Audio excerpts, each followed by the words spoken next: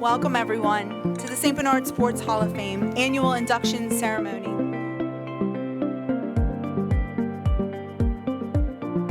At this time, Pastor Randy Millett, pastor at Living Proof Church in Araby, will open in prayer.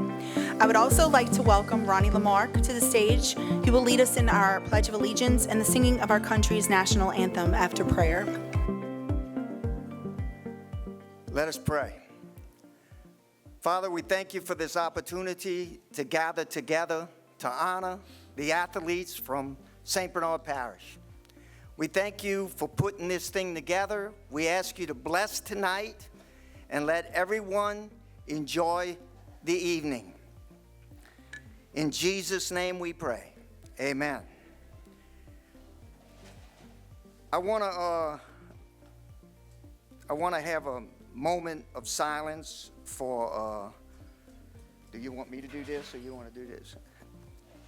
Dominic Salter from Maggio, Sr. Todd Nunez. Marion Quirk. Terry Forges. David Bubba Lupri, Joshua Bordelon, Dylan Spadoni, Dwayne Jackson, and Lynn Adams. Ronnie? Thank you, Pastor Randy. Everyone stand for the Pledge of Allegiance, please.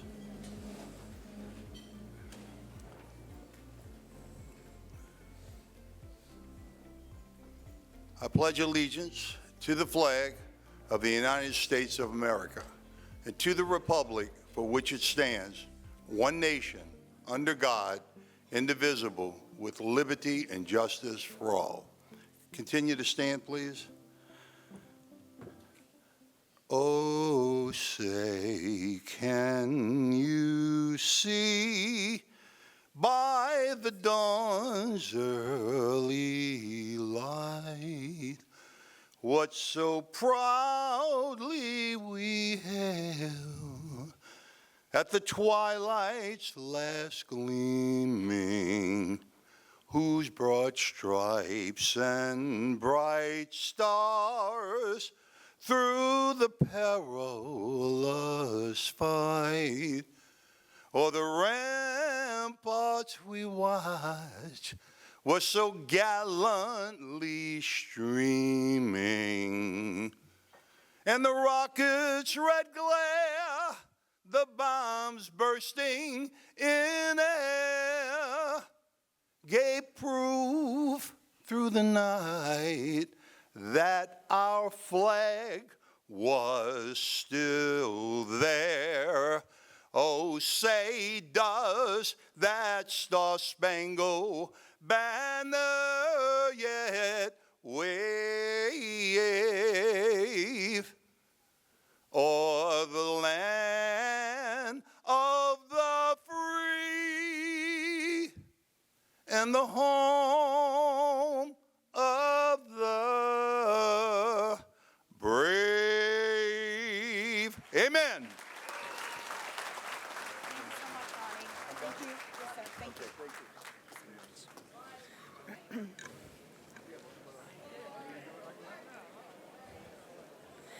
Thank you to our Chalmette High ROTC for always coming in and helping us. Pastor Randy, thank you so much for sharing the love of Jesus with us. And obviously, thank you, Ronnie. We are thankful for all that God is doing here. I'm thankful to be here with all of you in the name of Jesus Christ, our Savior. Before we begin, I would like to welcome all of you tonight. So many of you are in our audience, are vital to our organization. We're obviously thankful for our former parish president and Hall of Fame inductee Guy McGinnis, who is with us tonight, and former board member and founding father of the Hall of Fame, Ronnie Cornick Sr. Thank you both for being here. To our board of directors, Thank you will never be enough. This beautiful venue, Maureen Liuza, made my dream a reality tonight. It is beautiful. April Hagedorn, thank you for handling ticketing, seating, and for being my calm in the storm. You know you're my girl. Kelly, thank you for all running around you do for us, for me, all the texts. So appreciate you. Sal, for making all my deals happen. Eddie, for keeping me in check and being my voice of reason. Roy, Brian, and Renee, for mentoring me in this work. Shane, you're the best vice president I could ask for. Anything I need, you get it done. Jeff, for making sure the money's handled and rolling. Our newbie in the crew, well, I love you for saying yes. We got work to do. Well done, friends. There's so much to celebrate tonight. Tonight is a beautiful example of goodness and hard work in a field that brings us so much joy. As I address you tonight, I feel a sense of gratitude for each of you. Each of you in this room has made what we do at the St. Bernard Sports Hall of Fame special. You are the winners, the parents, the friends, the family, and the ones who have watched from the sidelines. And some of you have played a vital role in our game plan. We can hear the cheers from the sidelines, and we know that your continued support is special. Support and loyalty are what we build our foundation on. This season has been one of trust. We have all learned to trust the process in all things. Trusting the process and being grateful for the journey has proven to bring a harvest of growth in this work. We are especially in awe of so many of you who have chosen to come home. St. Bernard Parish is home to so many wonderful people. We are excited to be honoring 2 athletes tonight who missed out on an award because of Hurricane Katrina. Hurricane Katrina took so much from us, but we knew that home was not far away. One thing that remains true to all of us, whether we stayed after the hurricane or not, is that this is our home and it always will be. Coming home brings us a sense of pride. I am never embarrassed to tell people where I live and how growing up in this community has helped mold me into the person I am today. Our family's lives were planted and grew here. It is hard to explain, but there's something very unique about St. Bernard Parish. In a world where so much separates and divides us, athletics and the love for competition and the drive to be better bring people together. This year, the St. Bernard Sports Hall of Fame has enjoyed bringing together some of the most honored names of its time. Our board of directors have set out to establish a clear consistency within its walls. As our team looks to the future, we believe in you and we believe in St. Bernard Parish. Thank you again to our board of directors, Dr. Brian Frichter, Roy Cortez, Renee Heyer, Eddie Appel, Maureen Liuza, Shane Quirk, Jeff Sutherland, Kelly Plesha, Sal Cusimano, April Hagedorn, and Roland Barbe Jr. You are outstanding individuals who have worked tirelessly along me as my teammates to make each day better for our organization. Thank you for all that you do. The future's bright. Special thank you to Nick Saltaformaggio for coming home to share with us tonight. I know that Coach Salt has a deep admiration for all that we do here. He also loves St. Bernard Parish. It was easy for him to come home. Thank you for being a friend and mentor to so many. You are respected by so many in this room, and we appreciate your generosity. Our year was filled with the usual giving back, as we donated over $18,000 to many youth recreation sports teams, Chalmette High's school swim team, football, cross country, wrestling, and volleyball teams, and other community sporting-related events. We are committed to doing more in the years to come. Thank you to our corporate sponsors who have become friends in the process of partnering with us. We could not do what we do without your help. Gulf Coast Bank and Trust Company, Ronnie Lamarck Motor Company, and the Miro Foundation have blessed us tremendously, and we are indebted to them. Thank you for aligning with our vision and helping us all win. Here we are, the 29th induction ceremony. It's our game day. Take a deep breath and enjoy all things that make tonight so special. Thank you for coming home to celebrate with us.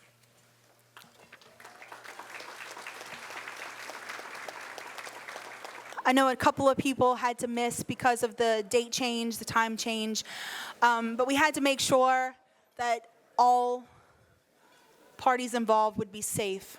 We didn't want to be here trapped. We didn't want you trapped on the road. So we appreciate you understanding and your cooperation with moving our event to tonight. It's still going to turn out wonderful and beautiful. We're still going to be able to celebrate everyone. I want to just tell you guys a quick little story. So on Friday morning, a lot of noise coming at me with what we were gonna do about this event, and I really was pretty frazzled. I didn't know what to do. I didn't have an answer. I wanted it to just be perfect. I'm a perfectionist. I wanted it to be special. I didn't want to have to postpone. And April Hagedon and I worked together at Mount Carmel Academy, and we were in our offices, and she was like, you just got to make a decision. And I was like, I'm not capable of making this decision. So after talking to the National Weather Service and, a friend of mine who works for them and just many people, there was just so much noise, and I'm sure you guys can relate. But I had to go into my office, and I had to block it out, and I had to pray. And I prayed, and I asked God, and I told him, literally verbally, I said, you got to fix this. I'm not strong enough to make this decision, and I need you to handle this. And he did, because 3 minutes later, Patton's called me, because they were the reason I couldn't move it to Sunday. But Aaron called me and said, I got it. We can do it Sunday. So I don't know how you guys feel about that, but I know that my God's real, and he showed up for us. And so I just want to give glory to God and appreciate him. So thank you, God, for making tonight happen.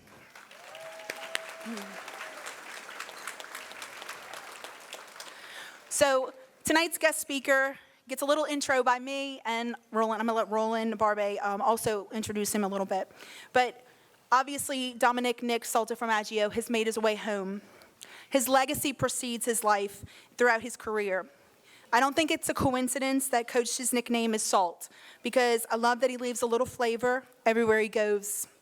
I, along with so many in this room, have had the pleasure of knowing this outstanding coach and mentor.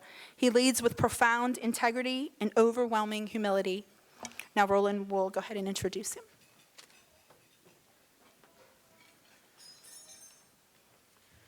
Hey, everybody, it's great to be home again.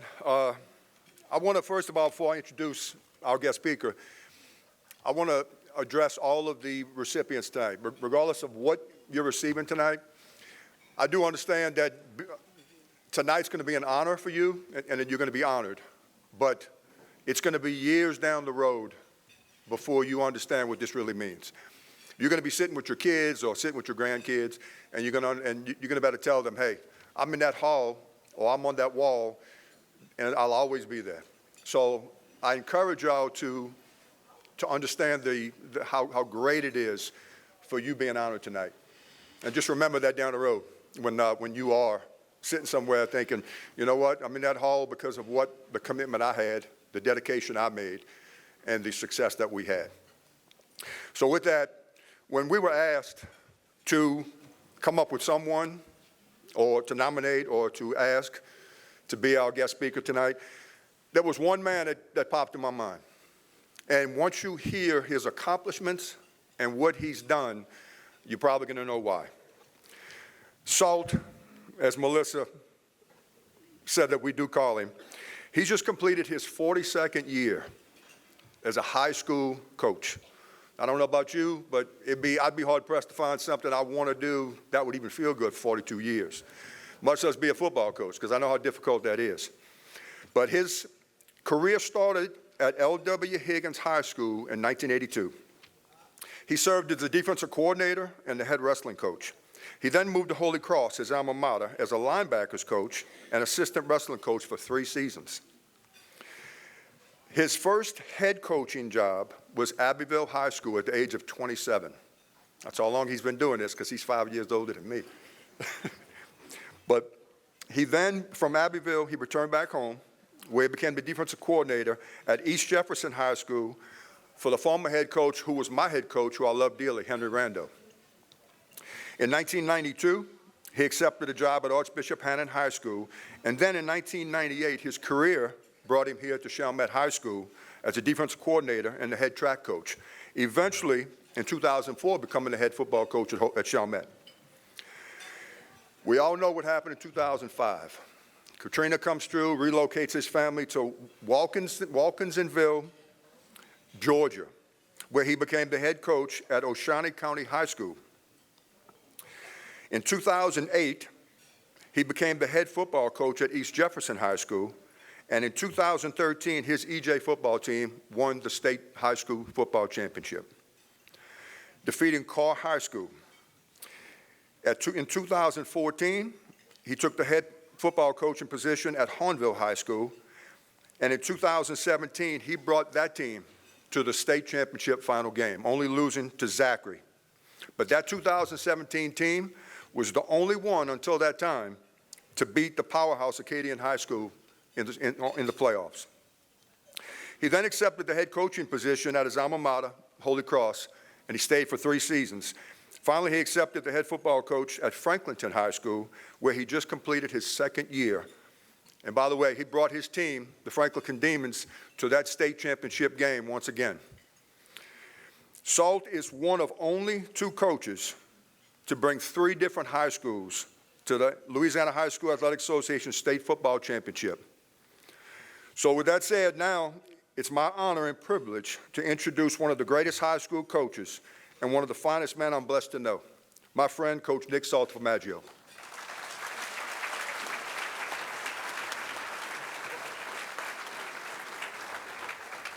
Thank you, everybody. First of all, I'd like to congratulate everyone that's going to get an award tonight, especially the Hall of Famers. A classmate of mine, Tommy Chrysan, is going to be inducted tonight. And I could tell you, if I told you some stories about Tommy, they may take that induction away. But it had nothing to do with athletics, I can promise you. It's also great to be up here. I was thinking when Melissa was talking about coming home again, what that meant to me. I think I'm one of the rare people in here in that I have kids who graduated from Chalmette High School, from Hannon High School, and from Holy Cross High School. And I myself coached at Chalmette High School, coached at Hannon High School, and coached at Holy Cross High School when it was at 4950 Dauphine and then at 5500 Paris Avenue. So I think that might be another unique quality I have. But without further ado, let me talk to you a little bit about, this is kind of the inner sanctum of where I am as a football coach and maybe why I'm up here. And I've always approached coaching football secondary to kind of molding our players and into being better people. And we have a statement in our program. It's kind of the staple of our program. And that staple is, what sacrifices are you willing to make? Because you're never going to be a Hall of Famer, and you're never going to be a champion, you're never going to be an athlete, and you're never going to be an honors student, and you're never going to be a graduate unless you make sacrifices. In our weight room, we have a ladder, and at the bottom of our ladder is a pit. It's drawn on a wall. And at the top of our ladder is a picture of the Superdome, and inside that Superdome are 2 words, work and perseverance. And then on the rungs of the ladder, we have, unfortunately, bad, and then the next rung is average, and then the next rung is good, and then the next rung is great, and then the final rung is elite. One of our players asked me one day, Coach, what are those words? Why are they on that ladder? And I said, a wise man once told me, Jacob Crane, and you'll hear this name often because he is a phenomenal player. I said, Jacob, a wise man once told me, the choices you make today are going to shape your world tomorrow. And I said, every single day I hear that. And you're going to make choices as you go through your athletic career, and you're going to decide, what do you want to be? Do you want to be bad? Because that's the easiest road to take. You can be bad. You can skip weights. You can skip classes. You can stay up late on your cell phone. You can miss summer workouts. And no one's going to be upset with you. I'm not going to be upset with you, but you're never going to get past that rung of bad. I said, the next choice you can make, Jacob, is you can be average. And it's perfectly okay to be average, Jacob. There's nothing wrong with average. The world is filled with average people. People who have average-sized cars. People who live in average-sized homes. And they're hard-working people, Jacob. But average people will never be good. And he said, well, is good good enough? I said, Jacob, I had another administrator once tell me, he's now the superintendent of St. Charles Parish Public Schools, Dr. Ken Ortling. He hired me at Hornville. And he brought me in the office and he said one day, you know, Coach, good is the enemy of great. And I thought about that for a while, and it kind of molded me again and molded our program into what is good? What is good enough? And I looked at Jacob and I said, Jacob's dad he owns the largest funeral home in Washington Parish, Crane Funeral Homes. I'll tell him I gave him a plug yesterday. And I said, Jacob, your dad owns the largest funeral home in Washington Parish, but he continues to strive to do better, Jacob, because that's good. He has a good living, and he is a good man. But your dad wants better things for you, and he wants better things for us at Franklinton High School, and better things are great. I said, Jacob, what does it take to be good, man? You know what good is, Jacob? Good is a 2.0. That's what good is. It's a 2.0. And Jacob has the ability, thankfully he has the ability to be a tremendous football player. And he really, really wants to go to Stanford. That's where that's kind of his dream school. And I said, Jacob, you have zero chance to get into Stanford with a 2.0. It doesn't matter how good you are. It doesn't matter that you're going to be the MVP in the state of Louisiana next year as a quarterback for the Franklinton Demons. But 2.0 isn't getting you in Stanford. But 2.0 could get you into Nichols. Not that there's anything wrong with Nichols, all righty? 2.0 could get you into Southeastern. 2.0 could get you into Sam Houston State. And these are all schools that are recruiting him. I said, but 2.0 isn't going to get you into Stanford. And you can go there and you're going to be good. You're going to be really good, Jacob. But at 6'3", 190 pounds, and you can throw a ball through a cinder block, what are you doing to be great? And he said, well, and we have these long talks, and he asked me one day, he said, Coach, what does it need? What do I need to do to be great? So I started telling him about some great players that I had coached through my career. Mr. Warner will remember this. In 2004, the Chalmette Owls went to Lutcher in a playoff game in the second round. And there was no doubt in my mind that we were the best team in AAA football at that time in the state of Louisiana. We had just come off an undefeated season the year before. Eric Collins, a very good friend of mine, was the head coach.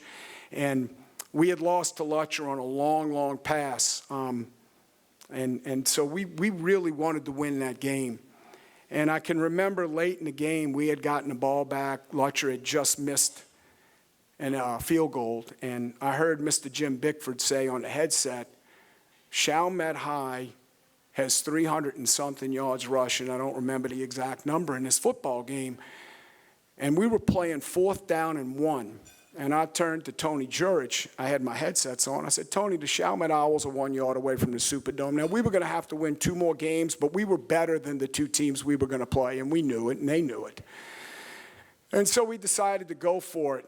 And I can hear this in my brain for forever. Henry Rando, who coached Roland and taught me a lot of football, said when you're in a position like that, you run your best play with your best player to your bench.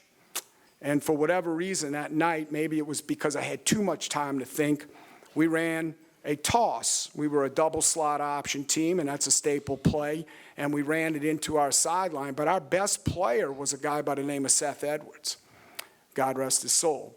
And we should have run quarterback sneak, and I didn't. And Lutcher was running 11 on and 11 off. I don't know if you've ever seen the Lutcher Bulldogs play, but they have a lot of football players on their team, not just a lot of bodies. They have a lot of football players. And they kind of caught us in what eventually became a full defensive slant. And we didn't pick the first down up, and Lutcher kicked that football through a few minutes later and defeated us. Remember that, Mr. Warner? And we would have been in the Superdome. There's no doubt in my mind we would have been in the Superdome. We had some great players on that team. So the next day I went to work because that's what you do. And that's why that word work is written in our Superdome, because good teams are going to persevere. I'll fast forward a few years later. In 2017, I was coaching at Hornville, and we were playing Acadiana in the state semifinals. And we went into overtime. And I walked down the sideline, and I told Mike Silva, who was our offensive coordinator, I said, Mike, we're not going to go into double overtime tonight. I said, because Acadiana High School has never lost a home playoff game in the history of their school. They'd never been beaten at school. And we had a great player by the name of Puka Williams.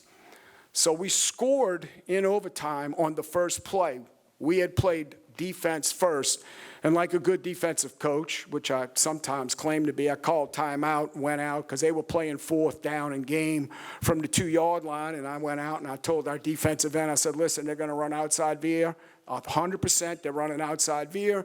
You're going to slam down. You're taking dive. I looked at our inside linebacker. I said, you're going to scrape over the top. You got quarterback. They're not going to pitch the ball. They haven't pitched the ball the entire night. So sure enough, they ran outside veer. What did our defensive end do? He took the quarterback. Unfortunately, he gave the ball and dive, so they get it. Well, anyway, we score on the first down. I don't have a timeout left. So during the course of that play, we have a TV timeout, and I'm trying to, you can imagine the chaos at Acadiana, and I'm telling our guys, listen, calm down, take a deep breath. We're going to score 2. We're going to win this right here. Let's just take it easy. We got the best player on the field. Of course, during the course of the timeout, I heard somebody scream, this, you know what's going for 2. I flipped around. It happened to be my dad. But we go for 2, and we make it. That player, Puka Williams, makes the play. He was a great player, a great player. 2 years later, we're playing at Zachary, which had been our nemesis. When I was at Hahnville for 6 years, my first year there, we lost in the quarterfinal to Destrehan. The second year, we lost in the semifinal to Zachary. The third year, we lost in the semifinal to Zachary. My fourth year, we lost in the state championship game to Zachary. My fifth year, we lost in the quarterfinal to Zachary. So here we are, my 6th year, and we're in the semifinals, and we're in Zachary. So we line up to kick the field goal to win the game. We kick it, we win it. No time left on the clock. We're jumping up and down. I hear David Beaudry say there's a flag on the field. Well, I'm thinking, like any football coach would think, we just kicked a field goal to win a game. That flag's got to be offsides defense. Well, they called, Coach April, they called holding on our wing. Now, we played a tackle over because we're kicking off the hash mark. They rush our wing falls down, and they assumed, they being the officials, assumed it was holding. We back up 10 yards with a 9th grade kicker and obviously don't make it. We go right back to work the next day. Our entire football team, I told them on the bus ride home, the only way you're going to get over this is to go back to work. We're going to go back to work. Seniors will pick up your helmets, we'll pick up your shoulder pads. Junior, sophomore, we're going to hit the weight room. We went back to work. That's just kind of been our motto. And we go back to work for one reason and one reason only, because the next rung on that ladder is elite. And elite is an area that every one of us shoots for. Melissa, much like myself, we're very Catholic. Elite is heaven. And if you're a high school football coach, heaven is the Superdome. And you will never get in the Superdome unless you are elite. And I'll fast forward again to this current season. This year, my 2nd year at Franklinton, we knew we were going to have a pretty good football team. But I knew we had an opportunity to get into the Superdome because we had elite people on our football team. We had 3 offensive linemen. One of them will graduate as our valedictorian. The other one will graduate as a salutatorian. And the other one will graduate with a 30 on his ACT. Those are elite people. They understand the rungs of the ladder. They have worked the rungs of the ladder. We also have a quarterback. I said Jacob had a 2.0. He doesn't have a 2.0. He is elite in that he will be the valedictorian of our class this coming year. They understand work. There's nothing, gang, these honorees tonight, there is nothing they can accomplish without the idea of work. And perseverance comes into play in this respect. Like most football coaches, if you get into this occupation, you're going to get fired at one time or another.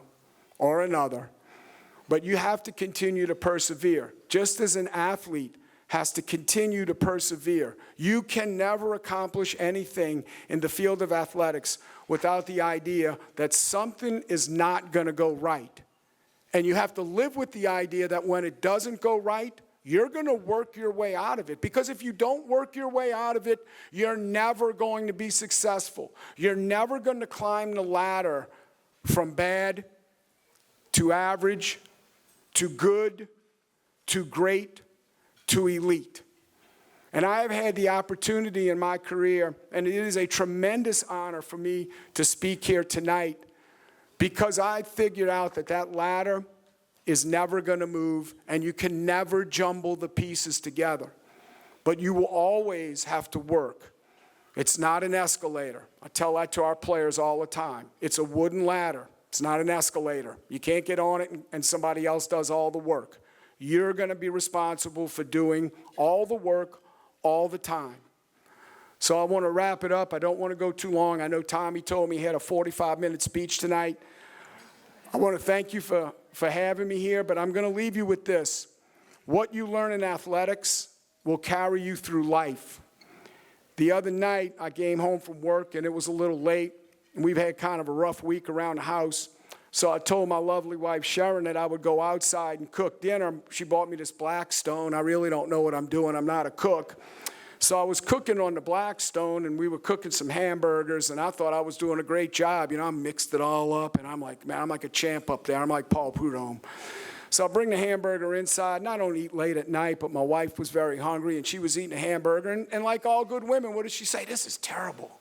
This is the worst hamburger I've ever eaten. And I'm like, oh, my goodness, I don't know what I did wrong, but Sharon, I tried. I did the best I could. A couple of minutes later, our daughter comes downstairs, and she says, Coach, you know what a dog food is that was in the refrigerator? And I'm like, well, Casey, what was it in? She said, well, it was in a plastic wrapper. And I'm like, did it look like ground meat? And she said, yeah, it looked like ground meat. And I was looking over at my wife, and she was looking over at me. And I got in my car. She said, where the hell are you going? I said, I'm going back to work. I'm getting out of here. So I just want to thank everybody again. Thank Melissa. I do want to recognize two people before I go. I wouldn't be where I am today if it wouldn't be for Mr. Wayne Warner. In 1997,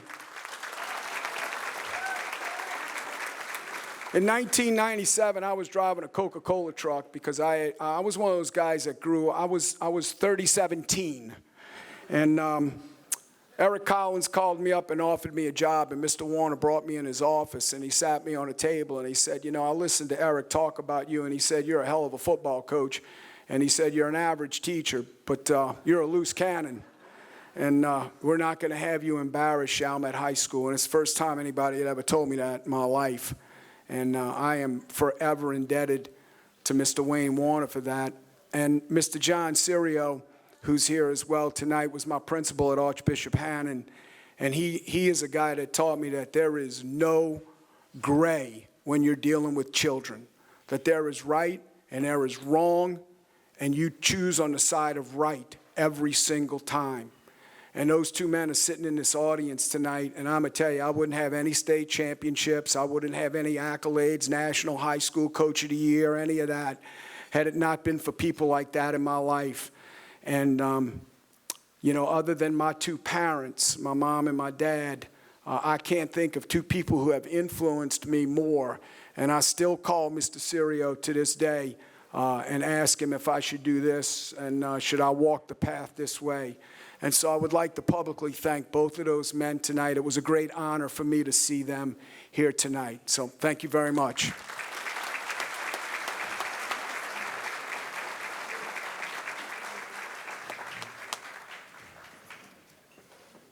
So good. Yes.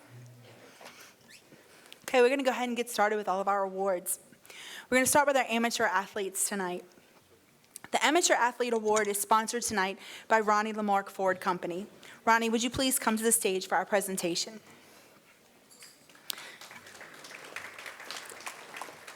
The commitment to our youth sports program is evident in all that we do within our organization.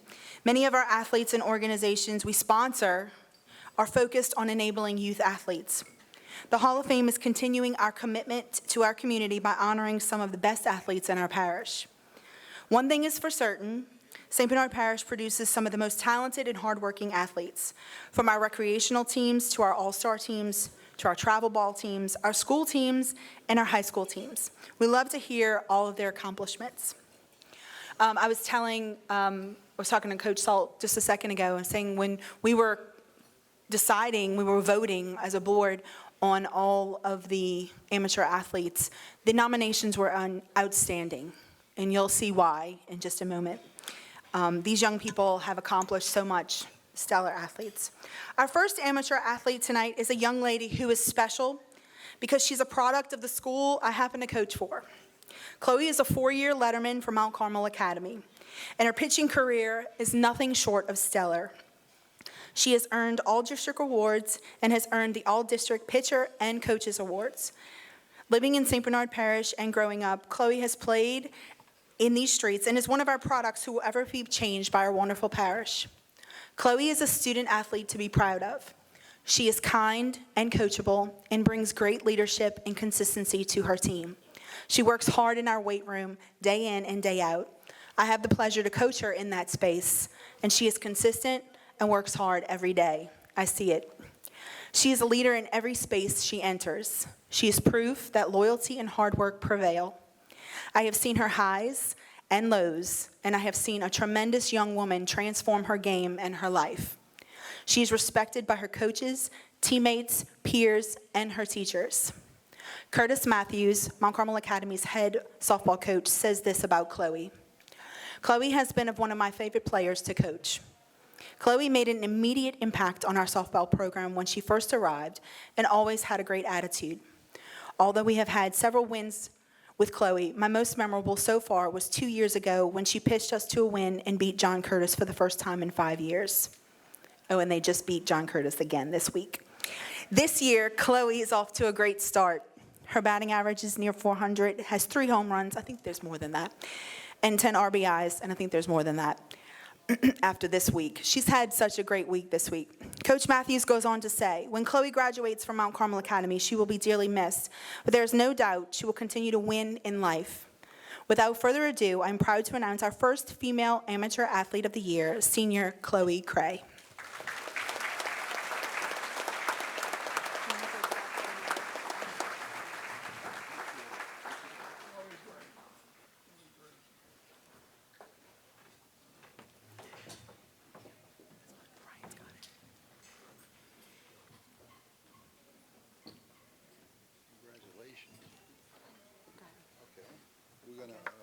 She's going to talk? No, she doesn't speak. We're going to take a picture here with Mr. Turn around, take a picture. Yes. Are you going to get in? No.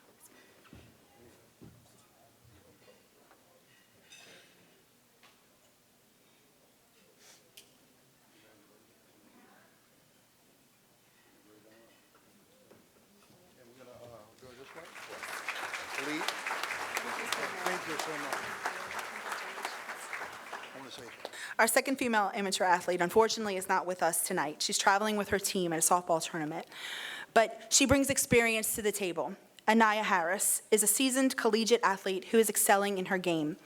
Interesting fact I learned about Anaya is that she was born in Texas. Guess why? Because her parents were evacuated for Hurricane Katrina. Her love for sports actually did not ignite until she moved back to St. Bernard Parish. It was then that she knew she was destined to be an athlete. Coming home was exactly what Anaya needed. Home is where her athletic ability grew and was nourished. Anaya is an avid learner. She not only loves sports, but loves school in general. Her high school achievements brought her to a collegiate scholarship at Southeastern Louisiana University, where she's loving her team. Anaya is most proud of this. She's honored to wear her team's colors, whatever they may be. Anaya is also obviously loyal and committed. She could not be here tonight because of her loyalty and commitment to her team. Anaya embodies a true athlete because not only did she play softball, but she was an established shot putter for Chalmette High. Her favorite memory was winning the first round in the playoffs for senior year.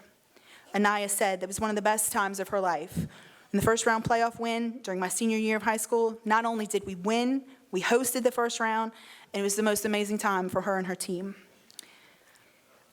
She said, I just love talking about it because we had done something that hadn't been done in years. Her love for the game is outstanding. When you talk to her, you can just feel it. You can just hear it. You can definitely understand her love for the game as well. Anaya's Chalmette High coach said this about her.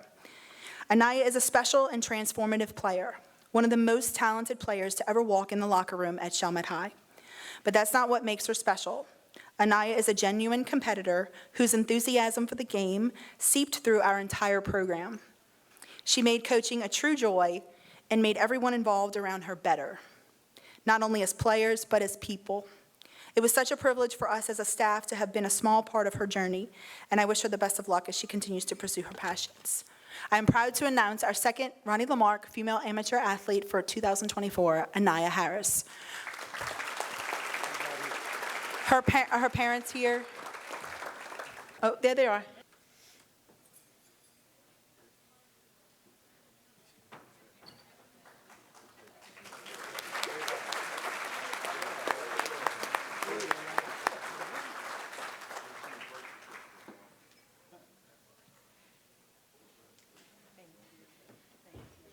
Say a nice round of applause, guys. Come on. Thank you so much. I enjoyed talking to her so much. Both here, but he said, I'm not going. I asked her for a birth certificate. I said, she doesn't look like an amateur. Next up are our male amateur athletes. Derek DJ Johnson's football career seemed to begin to bring him much success at an early age. He was only 7 when he began his career. Team after team and accomplishment after accomplishment allowed Derek to become part of the Holy Cross Tigers football and basketball program, where he was a 4-year starter and letterman and became a 2-time Catholic League All-District player and made the Clarion Herald All-Star team. Derek is most proud of how he is able to stay focused on school and sports and not getting distracted. His favorite memory is making the game-winning catch against John Curtis. I see a pattern here. Derek's head football coach, Scott Waddingney, said, DJ was an extreme pleasure to coach. His love for football, work ethic, commitment, and unwavering support for doing what was in the team's best interests were evident throughout his time at Holy Cross. He will be greatly missed because his leadership was paramount, but he will no doubt do great things at Boston College. Derek's career is far from over, as he will head to Boston College in the fall to be part of an amazing football program, where he no doubt will bring some Southern flair and hospitality. Without further ado, please help me welcome to the stage our first male amateur athlete, Derek DJ Johnson, Jr.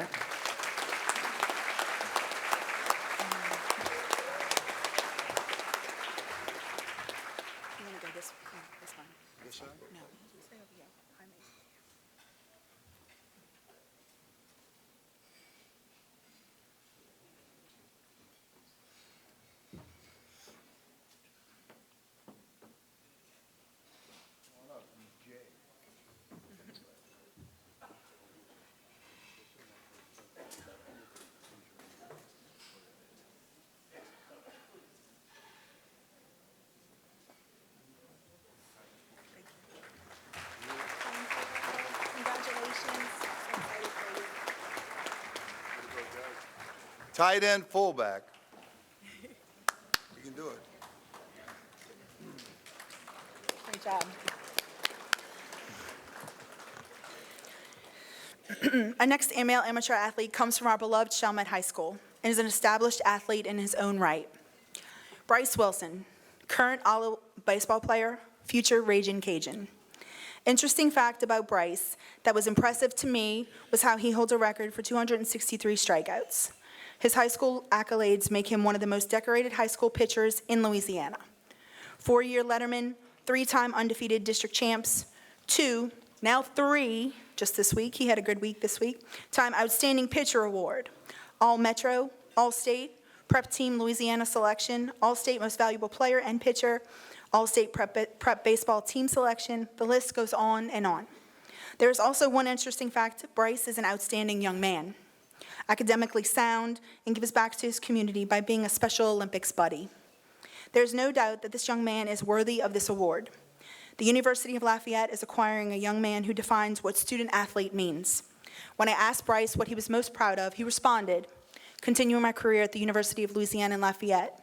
His hope for his future, to have a long, healthy career playing the game he loves and hopefully making it to the professional level. Please welcome to the stage senior Bryce Wilson as our male amateur athlete of 2024.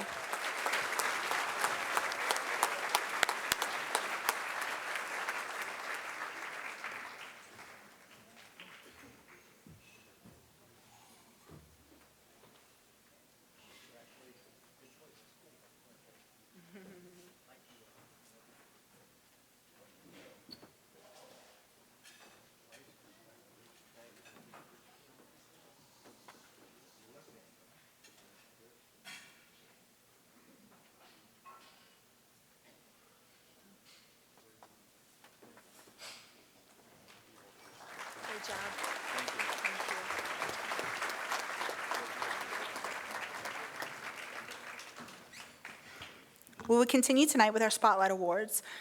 The Spotlight Awards are special to the Hall of Fame because we can showcase a team or group of athletes who encompass the qualities and traits that an accomplished athlete embodies.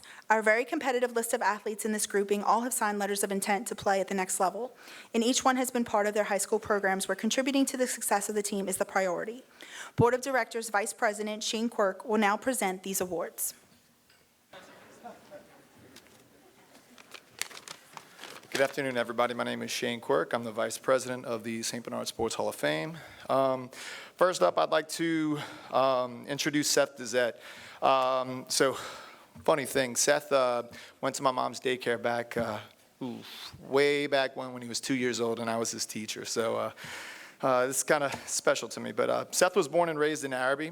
He began his athletic career at Carolyn Park, where he played basketball, baseball, and soccer. But his truest love was football. He went on to become the starting quarterback at Holy Cross for 6th, 7th, and 8th grade year. He then transferred to Brother Martin High School in 2021 and became their starting quarterback for the 9th grade team.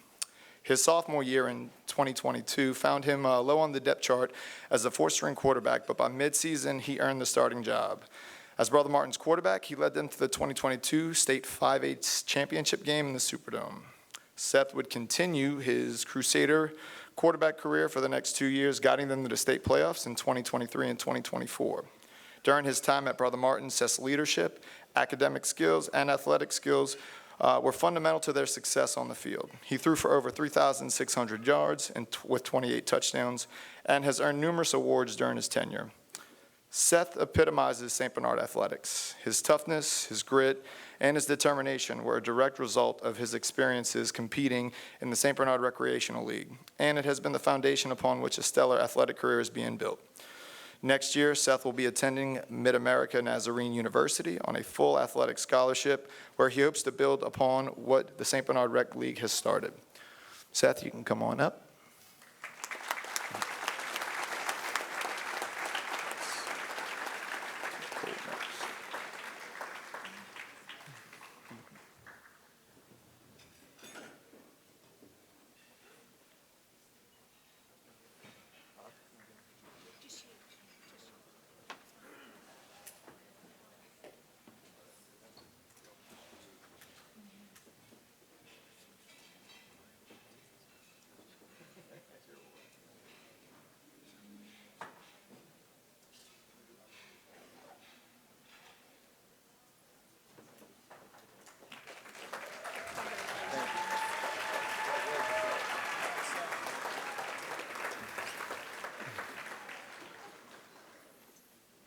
Next up, we'll be spotlighting Cole Navarro. Cole started playing t-ball at the age of 4. He started playing with the St. Bernard Redfish and immediately fell in love with the game. He played for many local teams, including Parish Sharks, the Maniacs, Bayou Boys, Black Mamba, RBI, Rain, and Gibbs Construction Cardinals. His most recent team has been NOLA Baseball. Cole found his passion for pitching at a young age and spent countless hours training with his coach and dad, Rodney Navarro. Cole currently is in his senior year at Brother Martin, playing not only as their pitcher, but also as their third baseman and hitting for the Crusaders. He is committed to play baseball at the University of New Orleans. Cole, come on up.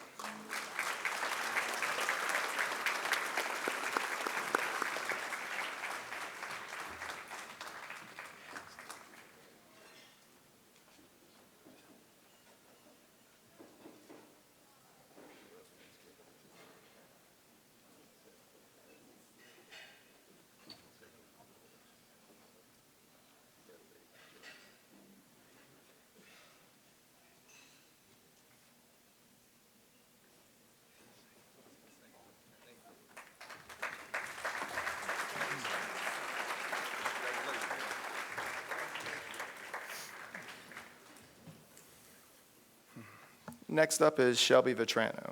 Shelby Vetrano is a lifelong resident of St. Bernard Parish. She has been playing in softball since the age of 3. She plays travel ball for the Mississippi Bombers National 18U team, where she has played in tournaments across the country against some of the best teams and players. Shelby has been playing varsity softball since 8th grade at John Curtis High School and through her junior year until she transferred to Chalmette High School for her senior year. She is a two-time Louisiana Division I state champion and a one-time Division I state runner-up. Shelby has been named First Team All-District 9-5A as an outfielder and received an award for the WGNO Friday Night Fastball for making the Bunt Play of the Week. Shelby has received a scholarship and signed her national letter of intent to continue her academic and softball career with LSU Alexandria, where she will be majoring in nursing. Shelby, come on up.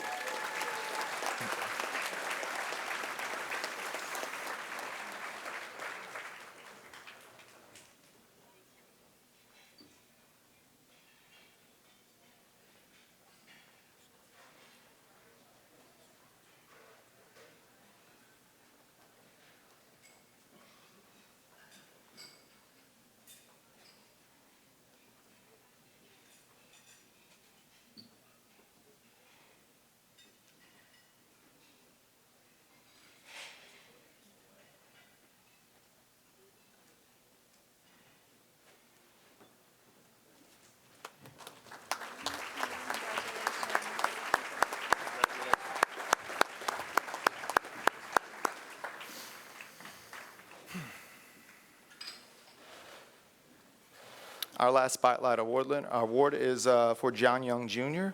John Young was a senior at Chalmette High School this year. He was a wide receiver for us. He's a 3-year letterman in football and a 1-year letterman in basketball. John plans to continue his football career next year at Butler Community College. I don't believe John Young is here to accept his award. Do we have his parents here? No? All right.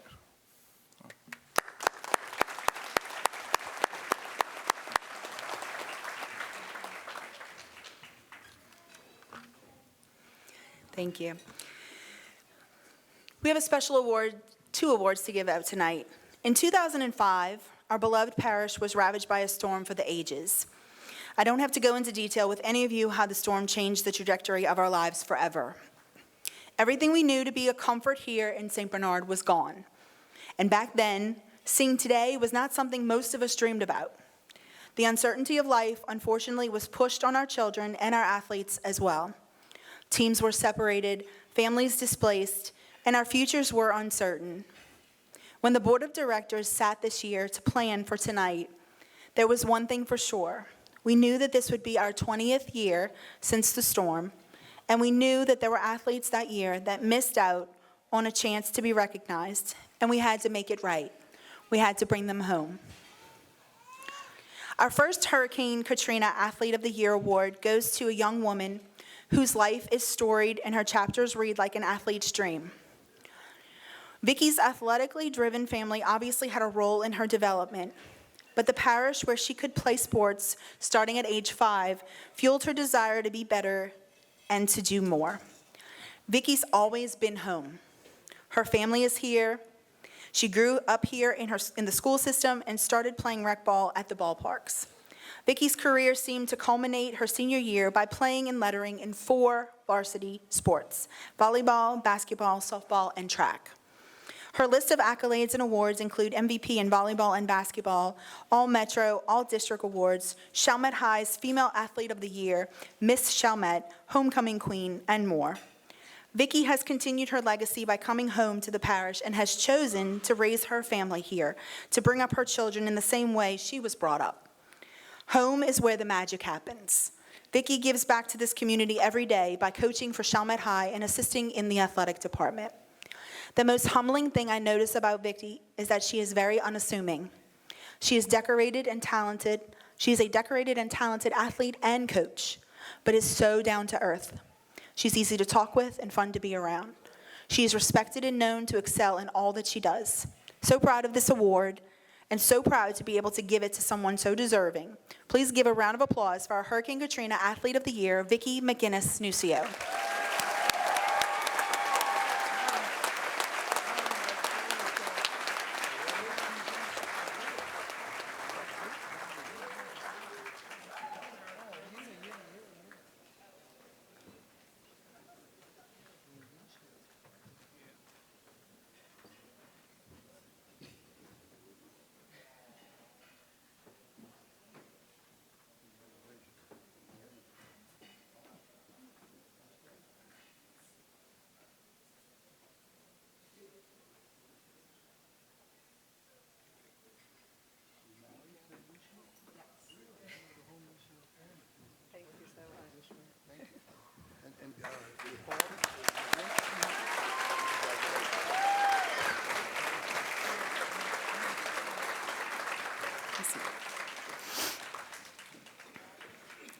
There are athletes who come around from time to time who just shine.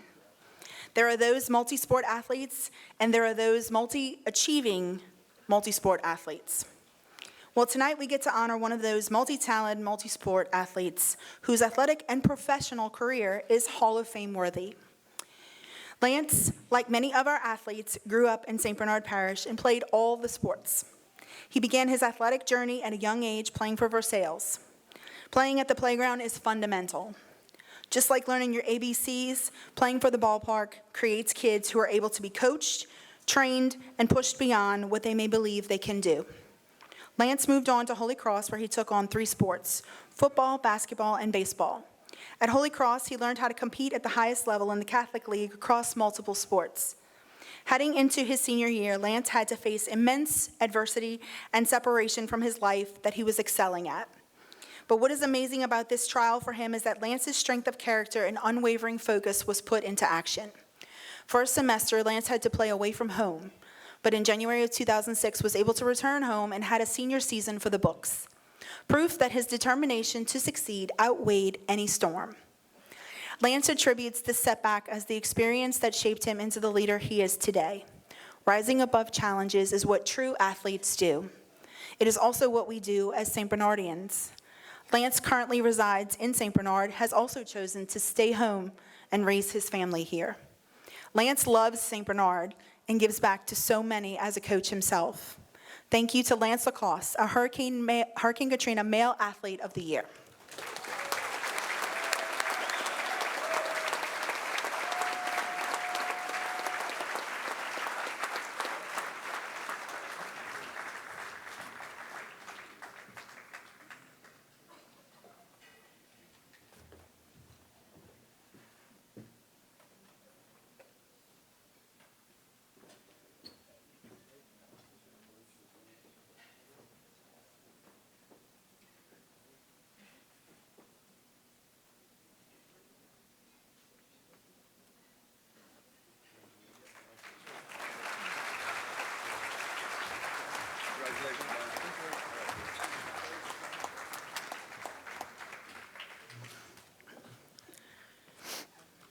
To present our next award, the Miro Foundation Special Olympics Amateur Athlete of the Year Award, I would like to call to the stage board member Kelly Plesha to give out this presentation.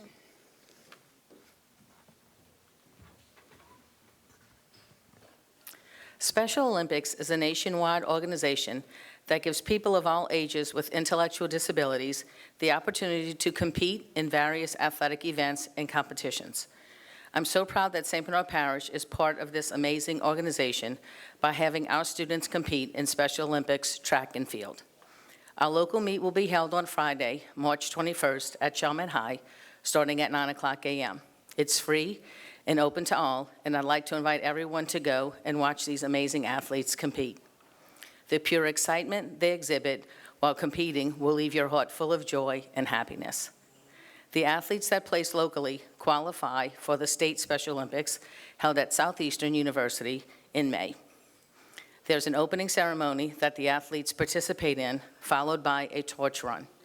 The final destination is lighting the Olympic flame in the stadium. It is a wonderful celebration of honoring all Special Olympic athletes that is concluded with the athletes saying the Special Olympics motto, which is, "Let me win. If I cannot win, let me be brave in the attempt." Both our Special Olympic athlete recipients will be competing on March 21st for a chance to return to the State Special Olympics meet. So we'd like to wish them well and all the best of luck.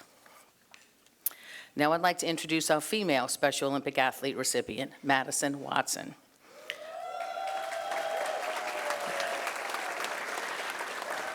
Madison attends Joe Davies Elementary School. It was there where her physical education teachers saw her natural athletic ability and how fast she was, so they knew she had to compete in Special Olympics track and field.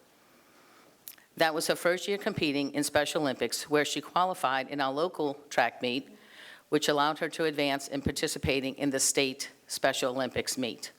At the state meet, Madison came out first in the softball throw and first in the 100-meter dash, bringing home 2 gold medals for St. Bernard Parish schools. What an accomplishment, especially in her first year of competing in Special Olympics. Congratulations, Madison, on such a great accomplishment. We know you will achieve great success at this year's track meet. We are pleased to announce this year's female recipient of the Miro Foundation Special Olympics Award goes to Madison Watson.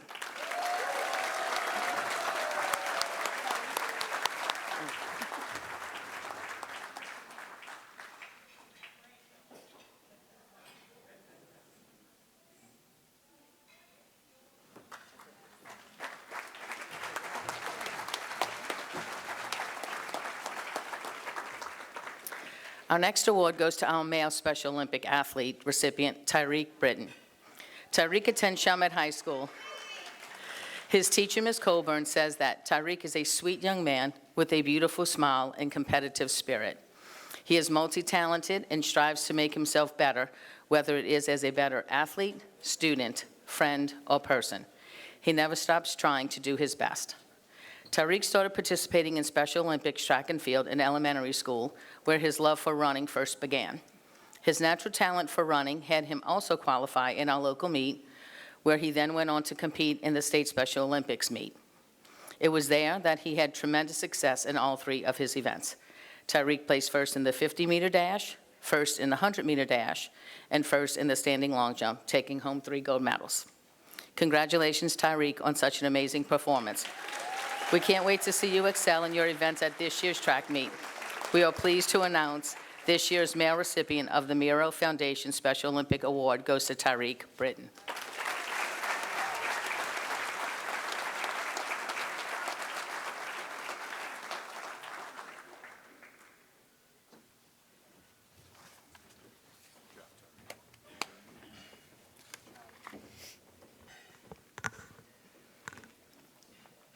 I would like to call Board Member Renee Heyer to the stage to present our Exceptional Athletes of the Year Award.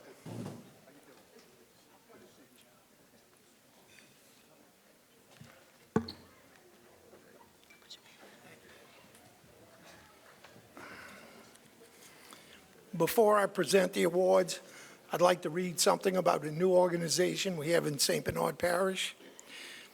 Exceptional Athletes of St. Bernard was formed in August of 2023.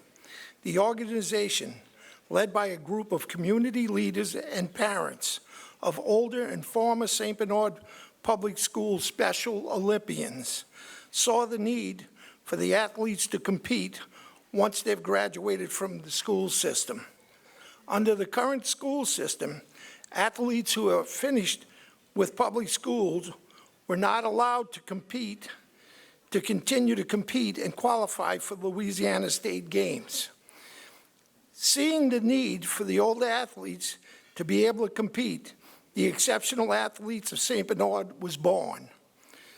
We're a 501c3 nonprofit who has a working, non-paid board of directors who advocate for athletes 18 and older who want to try to qualify for the state games. In our first year of qualifying, we had non-athletes who went to the state games competing in 18 events. In those 18 events, the Exceptional Athletes took home 17 medals.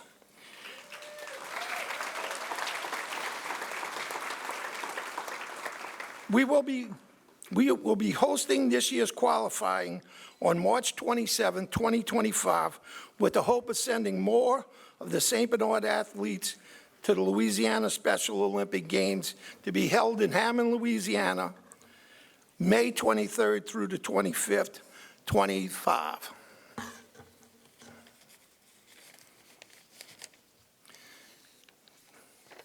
Tonight, the Hall of Fame continues our mission to recognize athletes for their accomplishments. With this new award, Adult Olympian of the Year. This year we have 2 co-winners. Brian Schultz Jr., better known as BJ, is a 26-year Special Olympian competitor with a lot of medals and ribbons he won on the local and state level. He competed in 4 different track events. He became a member of the Special Olympic swim team and won medals at the state level. He won medals in both of his events at the 24 state Special Olympic meet. He stays physically active by bowling weekly and doing the League of Angel events year-round. He loves riding his three-wheel bike. On school days, he rides his three-wheel to meet the John Davies school bus to watch over the children exiting the bus. His niece Evelyn and nephew Trooper said BJ is a wonderful uncle to them, and he's always ready and willing to help them anytime. I was told by his mother, if you are cleaning your house, BJ will help you. He does such a good job, you might have to call him to find out where he put some of your things. The exceptional athletes of St. Bernard members sold soft drinks and water at a Rod Knockers event. BJ volunteered. I saw firsthand how dedicated he is to doing everything the right way and how hard he worked. When business was slow, he would go clean the table so the room would look nice. Chris of the Miro Foundation thanked us for cleaning up the room. We told him BJ did it. Ladies and gentlemen, please welcome BJ to the stage for his award.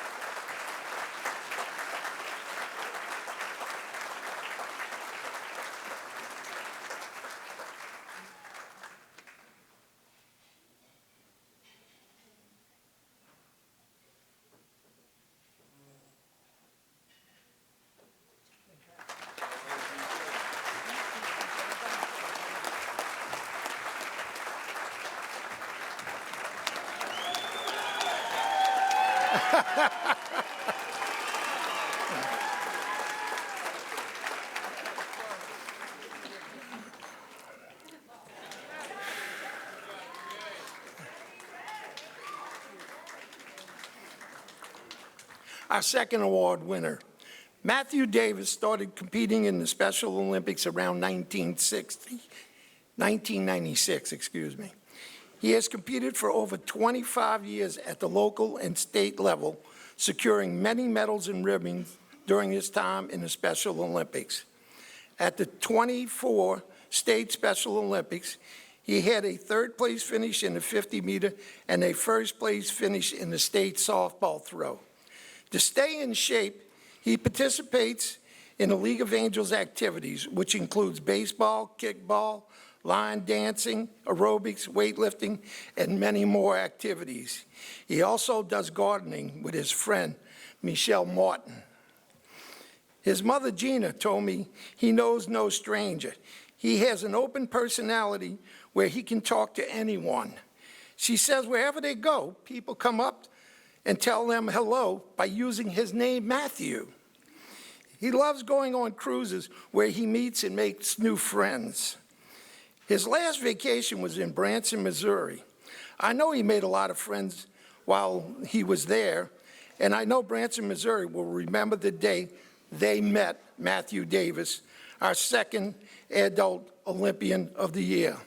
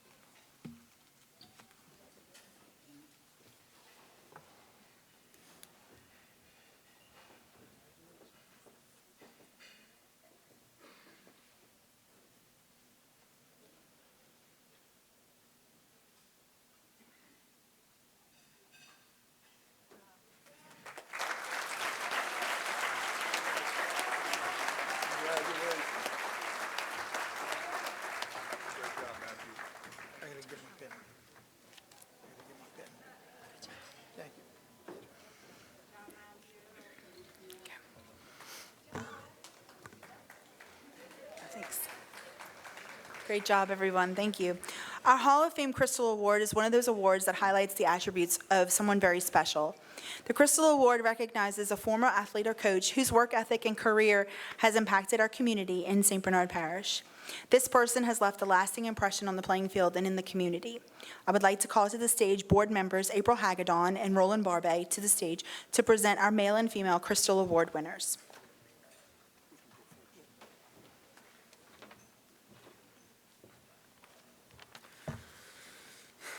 All right, as Melissa said, this recognizes a former athlete or a coach whose work ethic and career has impacted our community. This gentleman here, he was a 1980 graduate of Chalmette High School, and he's being honored tonight for both his athletic and coaching achievements. As a defensive tackle, he earned a place on the prestigious 1979 All-St. Bernard football team and was recognized on both the WWL All-District, All-State, and All-Metro teams. Besides his football career, he was a track and field athlete as a shot putter, where he placed first in 11 Quad A district with numerous district titles and earned a third-place finish in the state level. After his football career in track and field was over, he pursued a professional bodybuilding career, where he earned several individual awards, including the coveted 1985 Mr. St. Bernard title. He found a new passion for coaching and officiating, and for 15 years, he coached the youth in St. Bernard Parish. He coached baseball, football, and basketball. He did continue on, while he was coaching, he worked as a referee to develop the future generations of the athletes of our community. It's my honor to announce the 2025 male athlete recipient of the Crystal Award, Mario Lapriori.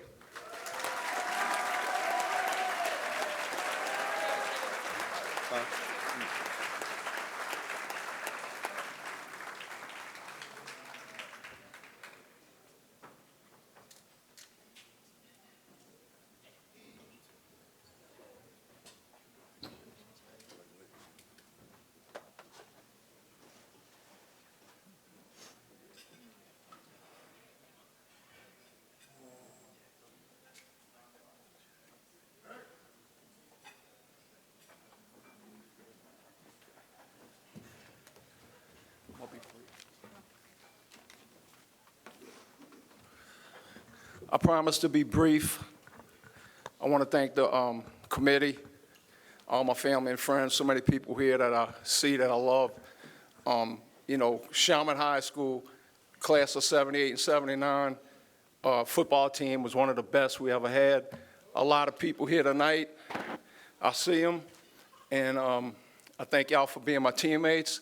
They're great athletes, other than golf, where they still don't have good math. They say I don't, but I had Algebra 1 for 3 years. So I'd like to thank Coach Armento, Coach Hitchens, if you're here, was my coaches, and Coach Piazza got me into throwing a shot put. May he rest in peace. I want to thank my sister for nominating me, and my wife, who's my rock. And one more thing, I just don't know why the Lord put me here, but back in 2010, I was rushed to the hospital with a heart situation. They saved my life. So just everybody, be careful, get checked. Thank you.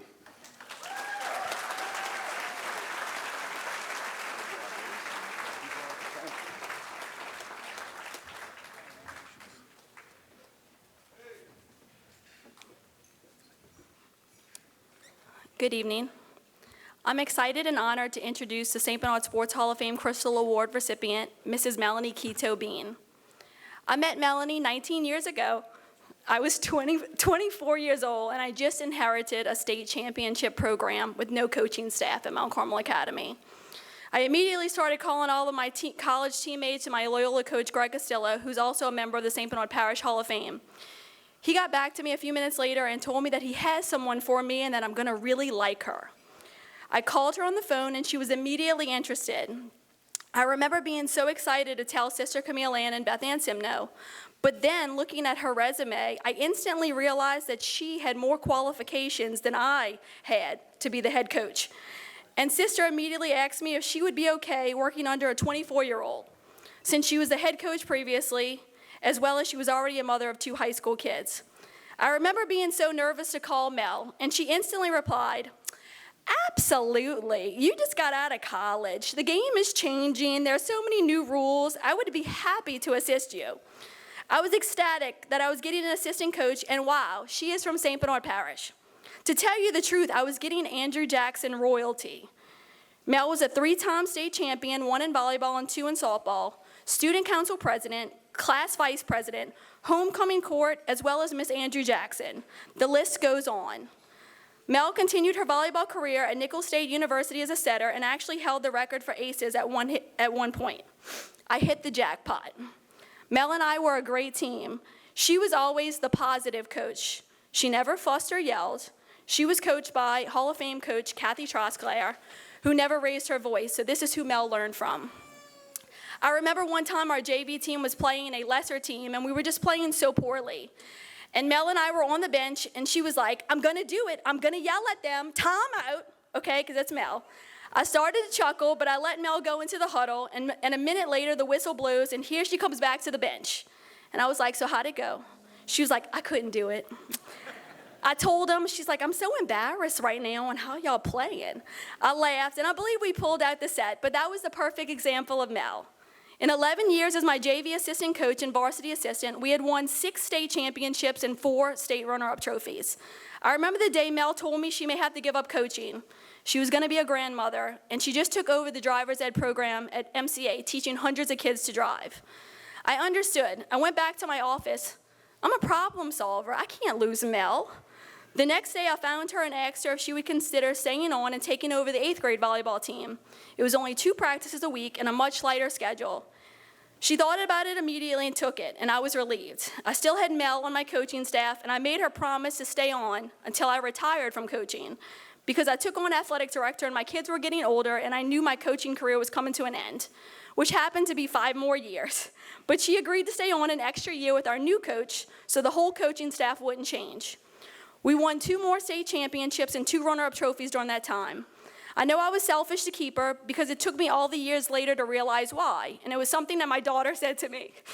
So I'm not gonna cry. You see, Melanie taught my daughter to drive over last summer, and after she got her permit, then it was my job to let my daughter drive. My daughter immediately told me that Miss Mel was so much calmer. Well, first and foremost, I was like, Miss Mel does this all the time, and she has her own break. But I realized that the reason I could never coach without Mel, because she was the calm to my storm. And after every season, Mel would say to me, "You did everything you could to prepare them." But the correct statement was, we did everything to prepare them. The best coaches surround themselves with the best assistants, and that is what I had in Mel. But I have to say, Mel has been so much more to me than my assistant. She's been a role model, a mentor, a college, and most importantly, a lifelong friend. So thank you so much, and congratulations, Crystal Award winner, Melanie Quito Bean.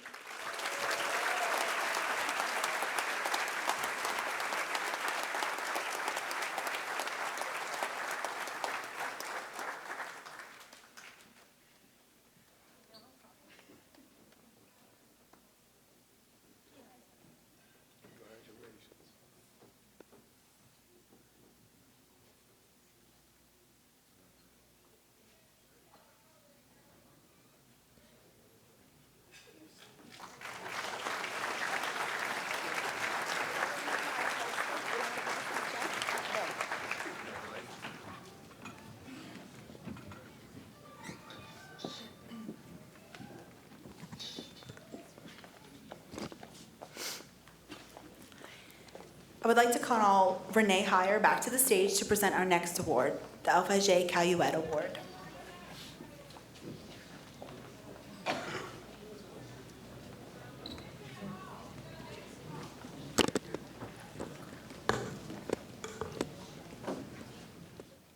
Yeah, it's me again.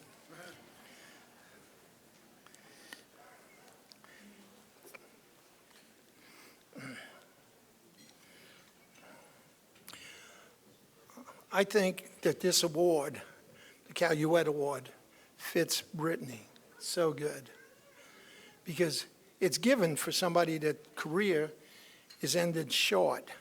It's not that it's over. She can always make a comeback, but due to an injury, she has to stop. Brittany Lynn C. Ruiz is the first female professional boxer from St. Bernard Parish. She had to fight with Norman Vancourt for a year to get in the gym. At the age of 8 years old, she was interviewed by Eric Paulson on WWL Morning News for her ability to throw the javelin in the Junior Olympics competition. Her ability allowed her to compete in many states: Iowa, Tennessee, South Dakota, New Jersey, just to mention a few. Brittany was representing St. Bernard Parish nationwide. In the Junior Teen Olympics that Disney World puts on every year, she won the javelin event 4 out of 5 years. I'm going to give you a little background with the schools now. At Tris Middle School, she was on the school's basketball team and the flag team. She would play the first half, and then at halftime, Brittany would perform with the flag team, then go in and play the second half of the game. For many years, she played softball with the St. Bernard Parish All-Stars. At Chalmette High School, she was district champion in the javelin 3 years in a row. She sang at Carnegie Hall with the St. Bernard choir. There's so many things that this girl has tried. She skydived. Her desire and determination is second to none. At a St. Bernard Sports Hall of Fame golf tournament, she sang the national anthem when our singer couldn't make it, then went on to play golf with her team. I think her father, Cecil Ruiz, said it best. She was 5'0", but nobody could outwork her. If they did 10, she would do 20. If they did 20, she would do 30. Brittany just has the hearts and guts not to fail, whether it is playing jacks or boxing. Ladies and gentlemen, Brittany Lynn C. Ruiz.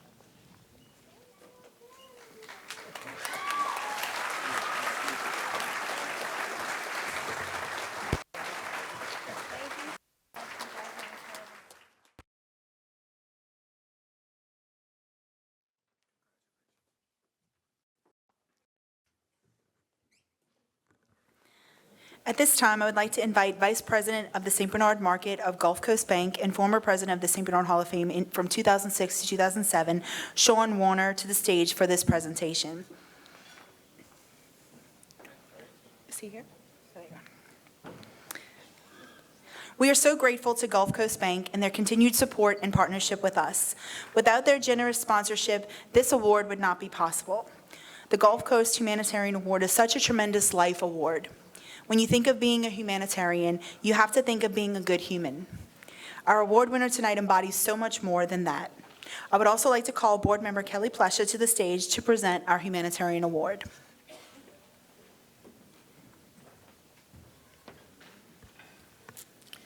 The definition of humanitarian is someone who promotes human welfare and cares for others. This describes Wayne Warner perfectly. You never find a more selfless, humble, and compassionate man. I've had the pleasure of getting to spend 32 and a half of my 34 years of teaching and coaching at Chalmette High School. under his amazing administration led by Principal Wayne Warner. That was back in August of 1988 when the schools went co-ed, and Chalmette had its first ever girls athletic program. At first, I was skeptical that a previously all-boys school would welcome girls intruding on their athletic time and sharing space with us. However, Mr. Warner told me how excited he was we were there and to let me know if I needed anything, and he'd make sure we got it. He wanted to make sure that we felt welcome. Needless to say, that put me at ease, and I knew right then that I was in the right place, having such great support and a very caring principal. That support and care only grew over my 32 years at Chalmette High. One big way he shows his love is that every school day, Mr. Warner goes on morning announcements with encouraging words, affirmations, and words of wisdom to help start the students' and faculty's day off in a positive light. And I know every person who's gone to Chalmette High remembers Mr. Warner's favorite saying, and Coach Salt said it for us this morning, early today, so say it with me, please, if you remember. The choices you make today shape your world tomorrow. How amazing is it to know that everyone that has attended Chalmette High School will always remember his friendly and adoring morning quote. He genuinely and truly wants what's best for all his students and teachers and will do his best to make sure that happens, and they know he supports them. Mr. Warner attends athletic events, plays, dances, proms, performances, pep rallies, and all the many other activities and programs Chalmette High has throughout the school year. He's a principal who supports and uplifts both the faculty and the student body, which shows you his love and dedication to being the best principal we could all ask for. As my daughter Bryn likes to call him, Wayne Warner, the man, the myth, the legend. And that couldn't be a more accurate description. Mr. Warner, I hope you realize what a tremendous and positive impact you've had on so many of us and the significant influence you have made in our community by how many lives you've touched. Also, I want you to know how truly blessed I knew I was to be a teacher and coach at Chalmette High all those years under your leadership. I loved my time at Chalmette High, and you were a big part of that. Congratulations on this well-deserved humanitarian award.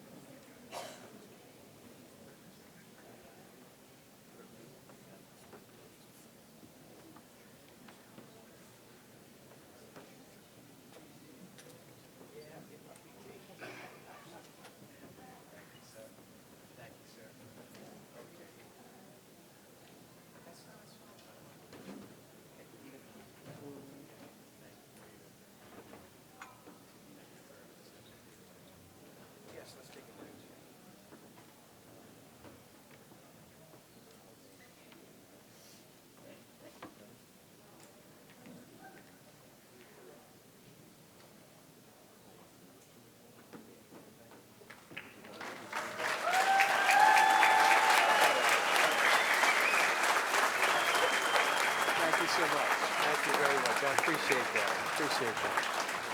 Appreciate y'all. Thanks more. Congratulations.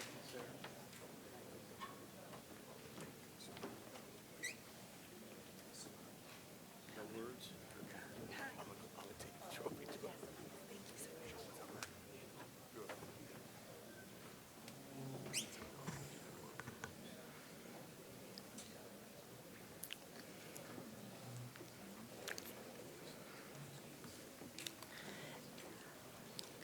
I would like to call to the stage April Hagedon and remain on the stage Kelly Plesha to present our first inductee tonight.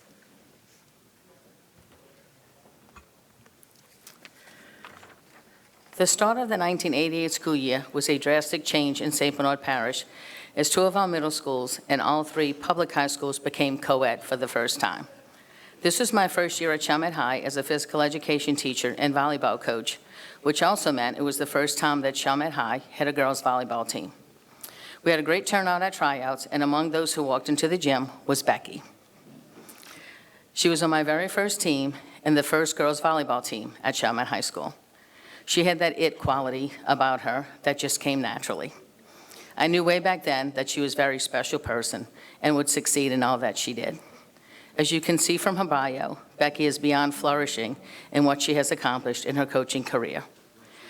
Becky, it was 37 years ago that we met and you started on your volleyball path as a player to now becoming one of the most successful coaches in the state.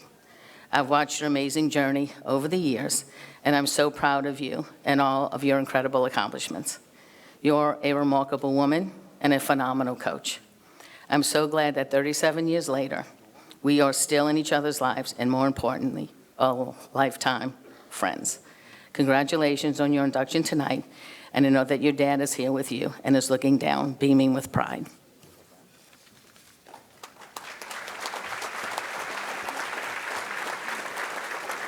To continue on, we try to do the bookends, so Coach and I was coached by Becky. Okay, so it's an honor and pleasure to introduce our newest volleyball coach inductee into the St. Bernard Parish Hall of Fame. If you didn't know already, the volleyball coaching tree from St. Bernard Parish is strong. With our latest inductee, we have 6 Hall of Fame high school coaches from our area all over the state. And I'm honored to be part of tonight because I met Coach Becky when I was 13 years old. She and Hall of Fame coach C.V. Miller were my first real volleyball coaches at Hannon. I wasn't eligible as an 8th grader, but they let me practice every day with them and travel with the team as a manager. I would consider Becky at this time a young and up-and-coming coach. I remember her being so kind and sweet, always smiling, and so patient. I was with Coach a lot that year because she was also the assistant basketball and softball coach. I remember being there to see the romance blossom between Coach Boudreau and Coach Bonifay. And as a young girl, this was a hot topic of conversation, and it was so amazing. So I can actually say that I was there to see the beginning of your beautiful family. After Hurricane Katrina, Coach Becky Bonifay became a powerhouse coach in both the Lake Charles area and on the North Shore, which has led to 5 state championships, 1 at St. Louis Catholic and 4 at Archbishop Hannon. She was also the athletic director at Ursuline Academy when the school won its first volleyball state championship. The highlight of Coach Becky's career was coaching her daughter, Sophie, who I might add, always had the golden touch when she played my team at Mount Carmel. You could always see the pride on Coach's face, which I would have too. Sophie was an amazing player and was able to extend her volleyball career at LSU. Thank you, Coach, for representing our community at its finest all these years. So without further ado, congratulations and welcome Coach Rebecca Boudreau Bonifay into the St. Bernard Sports Hall of Fame.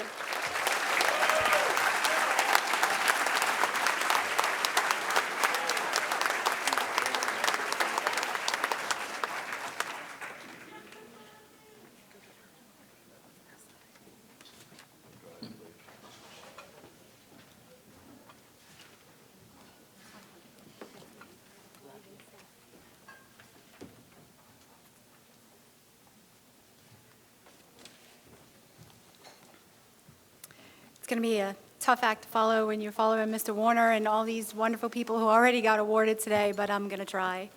I want to start by thanking April for nominating me for this award, for this most special honor. Like she said, I coached her for a hot minute when she was in 8th grade. She was a little firecracker back then. And I coached against her, like she said, for several years. April is a great person and a great coach. I admire her for what she has accomplished and the job she has done at Mount Carmel. Thank you for thinking of me, April. I also want to thank I'm very nervous after that. I want to thank Captain Charlie Thomason for his nomination as well. Not only is he already an honored member of the St. Bernard Hall of Fame, but he is a member of my family. I am thankful for the love and support he has always given me. He is a great example of perseverance and fortitude. He works hard for what he gets and is always willing to share once he gets it. So thank you. I am thankful to have so many members of my extended family here, including the friends we consider family. I know how blessed I am to have you and thank God for you every day. Coaching would not be as fun without you. Thanks for cheering me on. It means more than you know. I always wanted to be like my older cousin, Lexi Grimion, now Lexi Thomason. She was always so good at whatever sport she was playing. She made all the all-star teams, so I tried with limited success to do the same. Without even realizing, she was my role model. She is smart, was a great student, a great athlete, and everybody knew her and loved her. I always tried to live up to her example. Thank you for being the best older cousin I could ask for. I cherish the friendship we have now. Coaching is not something you do alone. As they say, it takes a village. It takes love and support and understanding from those to which you are closest. If you don't have that understanding and support, you may not be coaching very long. While the time away may be worth it, it's a lot of time away, not to mention the many different versions of yourself your family has to deal with when you get home at night. One of my biggest supporters is my brother, Greg Boudreau. He was a great athlete at Hannon, went on to play baseball at Delgado. He had one of the strongest arms I've ever seen. He has a beautiful family now. I was lucky enough to coach his daughter, my niece, Avery. She was also a great athlete at Hannon. She is the most decorated athlete from Hannon to date, earning 5 state championship rings in volleyball and softball combined. Coaching her was one of the true highlights of my career. I want to thank Greg and Cherie for all the love and support they have given me. I am truly grateful for the relationship that we have now. It makes my heart smile to see how excited Greg gets for me when one of my teams does well. He never asks for much, just that everyone come to hang out with him and has a great time. He is the definition of selfless. Thank you. Like Kelly said, my dad recently passed away, but I know he was and still is my biggest fan. He was rarely loud, but when I played, I always knew where he was in the gym. He'd come to watch straight from work in his Nomex jumpsuit. When I started coaching, he made every game he could.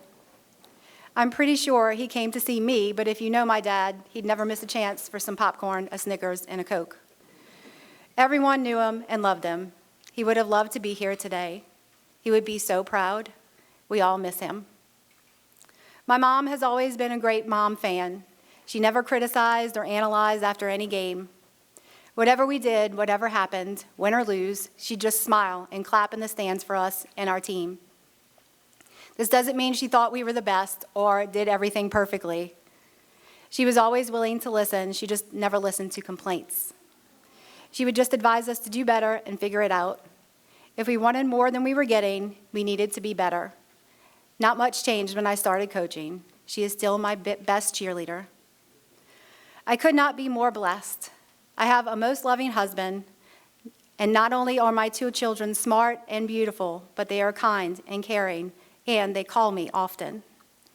They have always managed to understand and accept the time I spent away from them when they were younger. They never complained.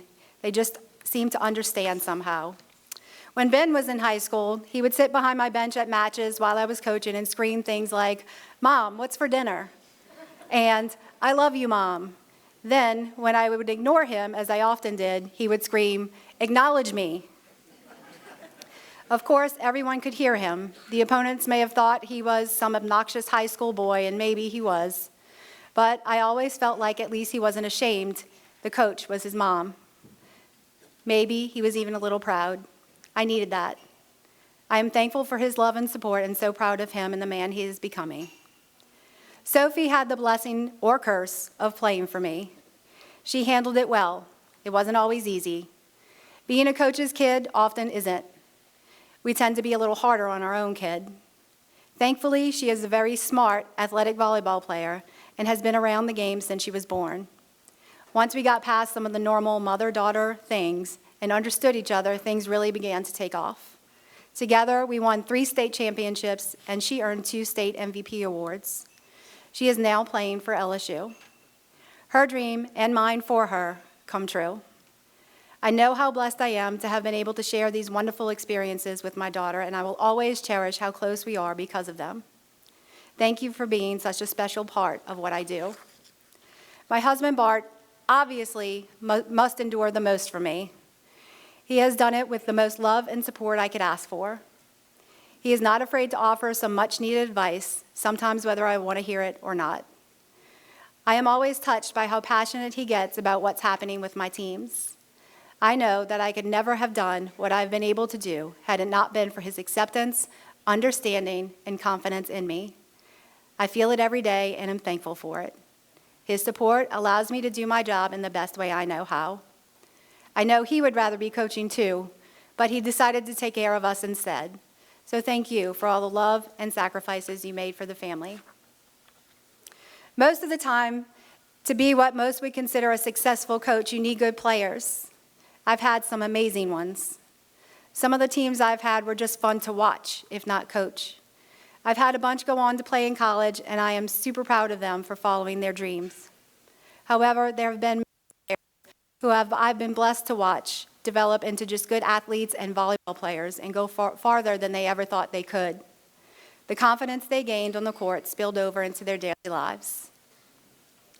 Most successful head coaches have assistant coaches to help them along the way, like April said.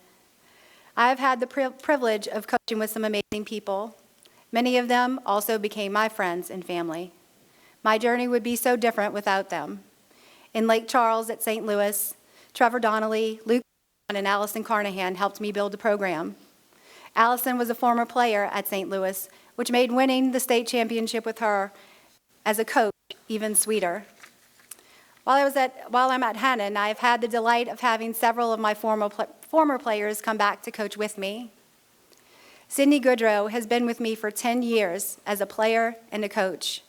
Brooke Likest, also a former player, has been coaching with me since 2017. She and Sid have been there for every volleyball state championship we have won. I think that's special. Lisa Duncan, who is new to Haddon this year, has been a godsend.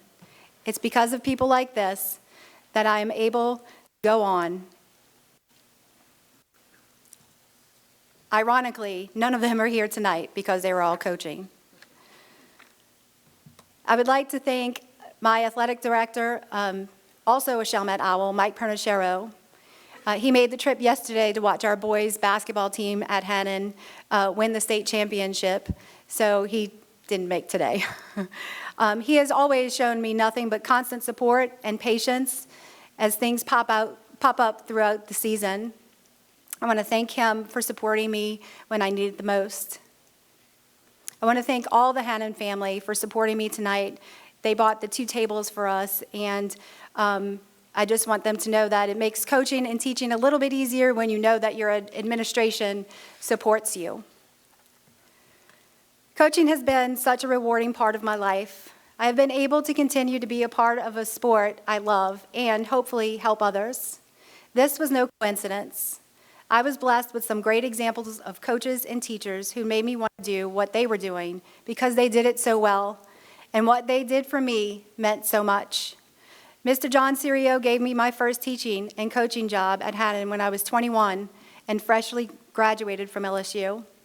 Thankfully, he taught me when I was in 8th grade, so he knew me and my family. So he gave me a chance. I was the assistant coach for 3 sports my first year and taught 8th grade reading in English.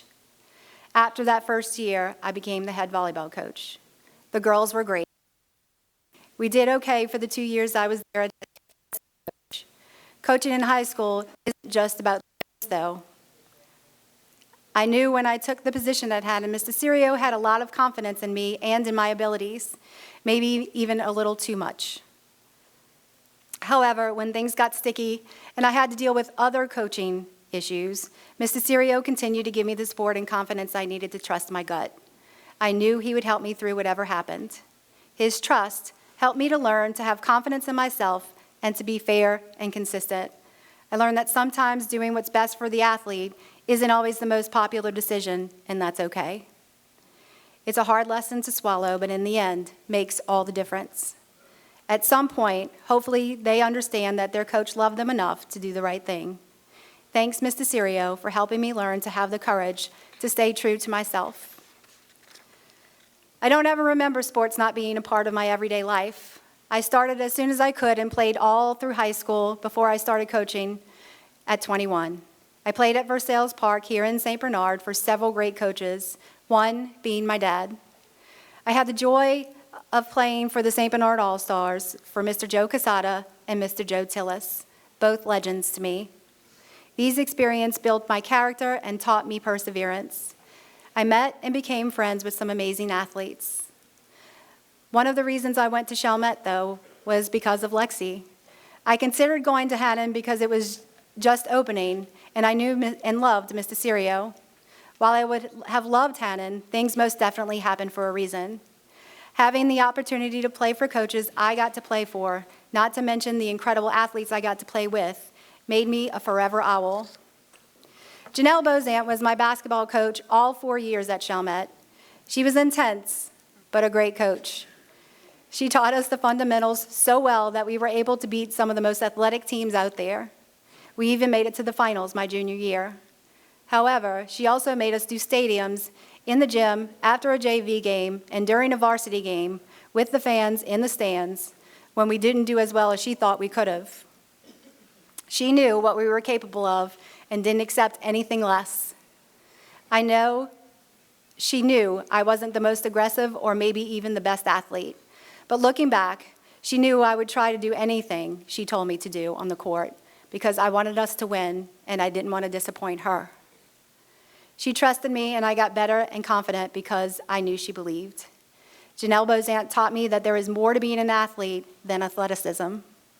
As a coach, I hope my players feel the same trust and gain the confidence I did from Coach Bozant. Before basketball season, though, was volleyball season. After playing for and getting to know Kelly Plesha, I knew I wanted to be a coach. From that point on, I never thought of being anything else. I wanted to be the positive influence and motivator she was, and still is, for others. I wanted the girls I got to coach to experience the feelings of accomplishment, confidence, and self-worth that I did playing for her.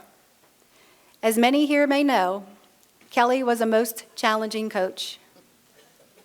I've never been as drenched with sweat as I was during two-a-days, starting at 6:30 a.m. in June, July, and August, outside on the track and up and down the stadiums, only to go back to the not-yet air-conditioned gym to work out. Then, after about a 2-hour break, go back to the gym for about a 3-hour practice. All this while our friends were still sleeping.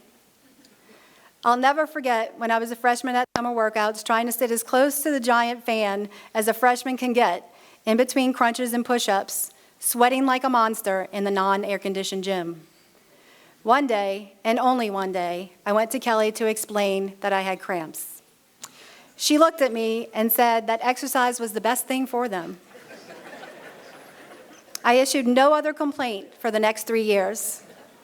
Kelly doesn't take excuses. Additionally, there were several Fridays we would find the fans for the 7 p.m. football game coming to the stadium as we walked out of volleyball practice that started during last period PE at 2 p.m. We weren't necessarily happy about the long hours of practice at the time, but we became part of something that only a few could say they were a part of. It was a commitment. It wasn't easy. If it were easy, everybody would do it. Special of what we were capable of. We had some fun times too. My freshman year, Kelly took a few of us to a UNO volleyball match. Lexi and a friend, both juniors at the time, rode in the cab of the truck with Kelly. Jamie Regis and I, the freshmen, rode in the bed of the truck. But it was okay because we laid down the whole way to UNO from Chalmette, only popping up when we got there. You could do that kind of stuff back then. We loved it, and our parents did too. We had some pretty amazing teams too. I don't think we ever lost a district match or title and made it to state every year. My senior year, we made it to the state finals. However, even though winning was always the goal for us all, when it was all over, we didn't cry because we lost. We cried because we weren't going to be with our teammates and our coach in this way ever again. I've come to understand that athletes want to be a part of something bigger than themselves, bigger than what they think they are capable of. They want to be a part of something that sets them apart for the right reasons. They want to do the hard things and be held to that higher standard and reach it. Kelly held us to a high standard. She never said it, you just knew. I knew she believed in me, and it was obvious she paid attention to more than just what we did at practices or games. She was there every day and knew what was happening in our lives. She knew who we were hanging out with and would question us when she needed to. My parents also knew how I felt about Kelly. They often used it to their advantage. They were thankful for the extra support and knew that Kelly would always back them. They also backed Kelly. I know they asked more than once how I would feel about something if Coach Kelly found out. Kelly still knows what's happening in my life. She's never missed calling to congratulate me after a big win if she wasn't there. She's been there for me for funerals for my family members. We talk about our kids and their accomplishments and struggles. We talk about volleyball. It actually took me a while to be able to call her by her first name because of the amount of love and respect I have for her. Obviously, Kelly has had a tremendous impact on my life from the time I was a freshman playing for her in high school and throughout my entire coaching journey. When I first started coaching at Hannon, there was a time I was struggling to make the right decision about something. Mr. Serio brought me in his office to talk about it. His advice was to ask myself, what would Kelly do? Still today, almost 30 years later, when I struggle with a player or a parent or just a difficult situation, I often think, what would Kelly do? Kelly wasn't afraid to do the hard things, and she was always fair. Through it all, Kelly taught me some of the most important lessons in my life. Lessons like hard work does pay off. We all need and want some discipline in our lives so that when we are held to a higher standard, we have what it takes to reach it. Don't make excuses. Get comfortable being uncomfortable. Adversity makes you stronger.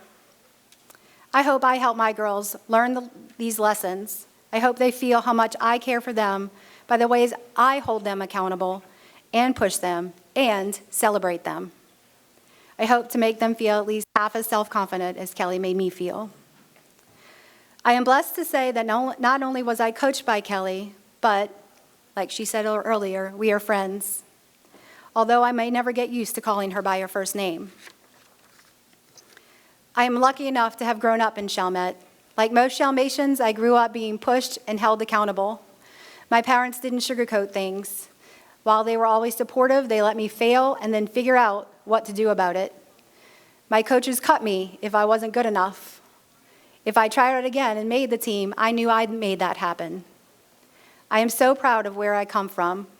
I know that this place and its people made me who I am today. I know I am stronger because of it. This group tonight is an amazing honor. In closing, I hope to be as loving and selfless as my brother. I hope to be supportive and loving for my kids as my parents were for me. Mr. Serio is one of the biggest reasons I want to teach. I hope to inspire my players and students the way he has to be all they can be. Janelle Bozant taught me that sports are important, but not as important as the lessons you learn from them. Kelly Plesha is the biggest reason I wanted to coach. I hope to be for my girls what Kelly has been for me. Abraham Lincoln said, "I am not bound to win, but I am bound to be true. I am not bound to succeed, but I am bound to live up to what light I have." I know I have been blessed to have learned these important lessons from some amazing teachers and coaches. My goal is to teach my athletes and students to be true to themselves, whether they win or lose on the court or in life, a lot like I learned from Mr. Serio. As a coach, I want them to be ready and willing to use the gifts they have to the best of their ability, the way Kelly Plesha and Janelle Bozant taught me. How could I not have some success in my life with these people to show me the way? Again, thanks to everyone who had a part in making this happen for me tonight. I am so humbled and honored. Thanks to my family and friends for sharing this special night with me and for all the love and support you always give. Thank you.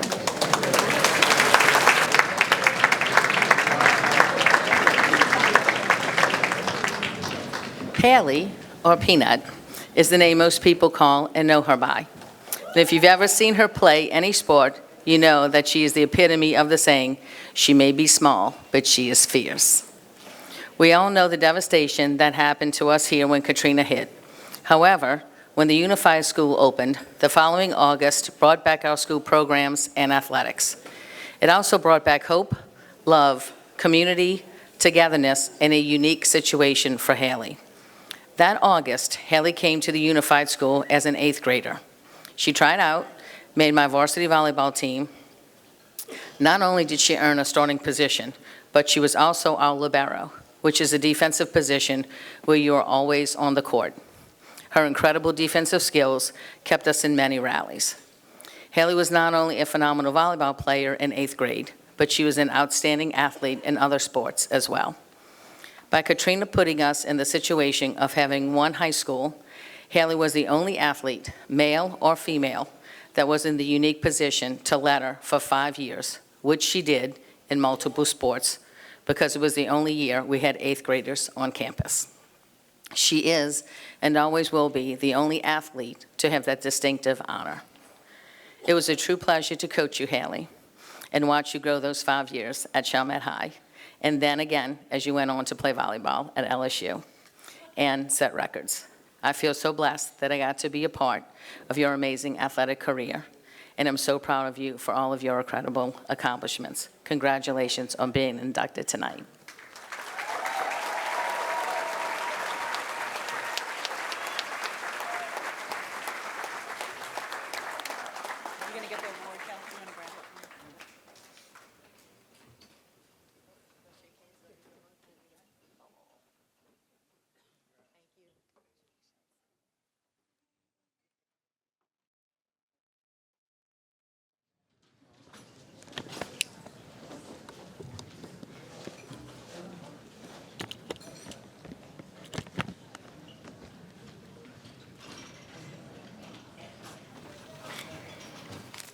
Going old school with the paper. I don't know when the last time I actually used paper was, so. First of all, I want to say that being inducted into this elite group, like Coach Salt said earlier, is more than an honor. You know, I consider it a profound privilege. And I stand here humbled and inspired by all the remarkable individuals that got all the awards tonight. And the individuals who have paved the way before me. First, thank you. I want to give a special thank you, obviously, to God.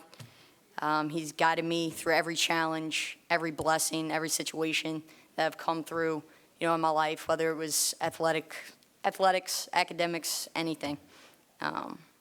Also, I want to give a big shout out to my mom and dad, because like everybody knows in this room, genetics is a crucial part in athletics. So we'll start there from consumption. Thank you. But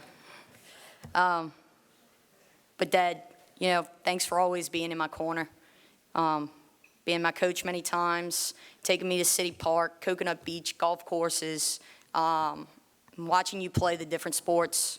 It's gave me a positive example of being a good teammate and a competitive player. So. And to everybody I thank tonight, this is very short and sweet. You guys know how I feel about you, so we'll keep it on the back burner. We won't bore everybody with my people. Mom, I love you so much.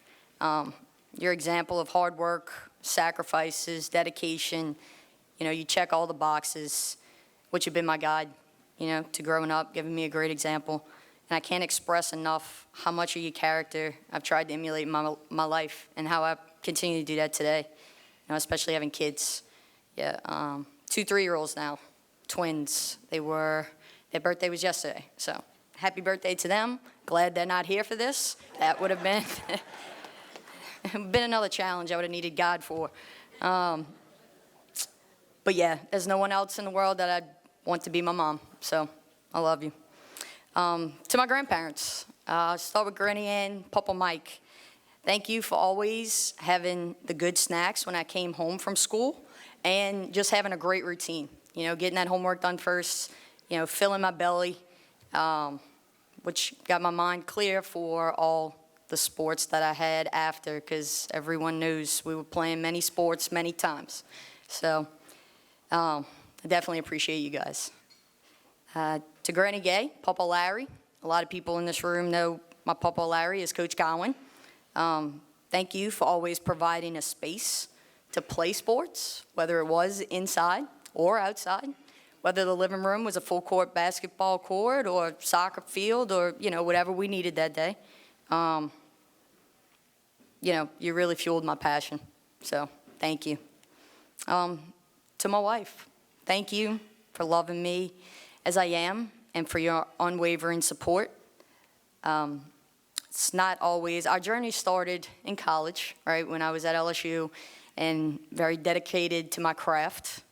And it's not always easy to stand by someone and be on the back burner as many times as you were, I'll admit. But your sacrifice and your dedication from you was huge. So I love you. All right, to Chad. So Chad is now my stepdad. So recently, last few months, I know you joined our family during my collegiate part of my athletic career, and you traveled everywhere I played, which was probably the hardest part because I was in college at that point, and we weren't just traveling, to the North Shore, things like that. We were traveling the West Coast of the United States. We traveled to Europe. We went everywhere. But I'm so glad you were alongside my mom to do that. Incredibly blessed to have added you, as part of my support system. But I do want you to know, as I was reflecting, trying to write this speech, everyone should know that Chad is the loudest fan, no matter where you are. If you were home in Baton Rouge, right, playing at the PMAC, or if we were in the SEC, at Alabama or at Florida, some of those environments were, pretty hostile. So I'm glad you made it through that. But yeah, definitely love you. To the rest of my family, everybody here, thank you for supporting me in countless ways throughout my journey. From cheering me on at games to playing in the backyard or just simply just loving me as you do. Obviously being here today. That's huge. Your support is everything to me. So having these internal influences, like my family, have been crucial, but I had some external influences in my experience with a lot of people in St. Bernard that have been equally valuable. I want to start by mentioning my elementary athletic roots with Miss Kathy Sherman. I don't know if a lot of people in this room know Miss Kathy Sherman, but she was a dedicated PE coach and coach at prom soccer in definitely my elementary years and all her years there. And that really started, looking back, that really started fueling my fire. Having a coach that, set goals. She would, in PE, there would be what she scheduled to do, and then there were some activities that I got to do on the side, just having that next level. So it really started there. Now, middle school gets tricky because, like Coach Plesha said, Katrina came through, so I got to start 8th grade at Sherman High School, which, one of the first sports you can try out for is volleyball. So, of course, tried out for volleyball, made the team, and I did not know what I was getting into. I heard the horror stories from, Mal and Vic. I heard those horror stories, but you don't really know until you know, right? So, getting into that, but Kelly, Coach Plesha, I can't call it Kelly. But Coach Plesha really does have a worldly, passed on my Becky, but definitely has a world-class program. And I can truly stand up here and say that because I've been involved with some world-class programs throughout my volleyball career. So, but starting there and having that in a public school and just having somebody to challenge you the way that Coach Plesha can challenge you is, second to none. It definitely set the foundation for high school and then obviously continued through my career. So it was truly an amazing experience, Coach, and you saw things in myself that I didn't even see completely. So I know I'm kind of talking strange like this, but I love you. So and then, following volleyball comes basketball. So and then I had the honor to play for Coach Guy McGinnis sitting over there at the table, which when I look at that table, I feel like that's another support table, one of my support tables. I love that family more than they probably know. But again, having that high standard and Coach Guy knowing what it takes to go to the next level, because he did the same, I mean, that's second to none. His, dedication, attention to detail. Basketball has the unique opportunity to play during all the holidays. So it could have been easy for him as a coach to say, hey, we can have off here, we can have off there. But, in true Coach Guy fashion, we practiced, we played, and we didn't take any off. So thank you for that. No holidays. But then came softball season, right? A few of my Hannon people here, Coach Kurt Carlin, right? Probably from the old days. Had the privilege to play for him as well, and he just continued that, through the years. So, in college, I had, in my opinion, I had a unique experience of being able to, follow that standard, that high standard through with all my coaches. So, thank you.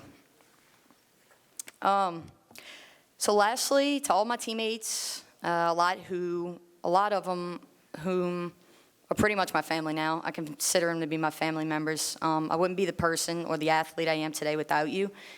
But I do have to give a shout out to a few people that I had the privilege of playing for, and then my all-time favorite teammate, friend, Mal, Vic, Carly. I love you guys. Mal and Vicky, they were definitely the perfect example of what I needed from female athletes from St. Bernard.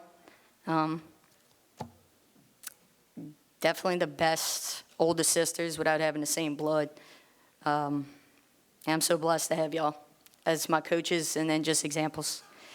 And Carly, I got to give you a specific shout out because there's no one else in the whole world that bragged about me like Carly does. I got to brag about you.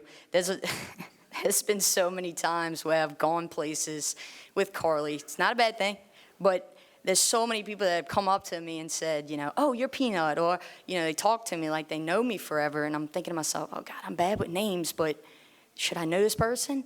I'm like, oh, I would interrupt them and say, sorry, what's your name? And they're like, oh, you don't know me, but Carly's told me so much about you, So, to have somebody like that in your life and as your best friend and as a teammate for pretty much every sport, that's definitely second to none.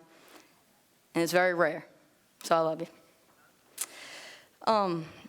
So reflecting on all of this, I consider this honor not just mine, but it's an our thing.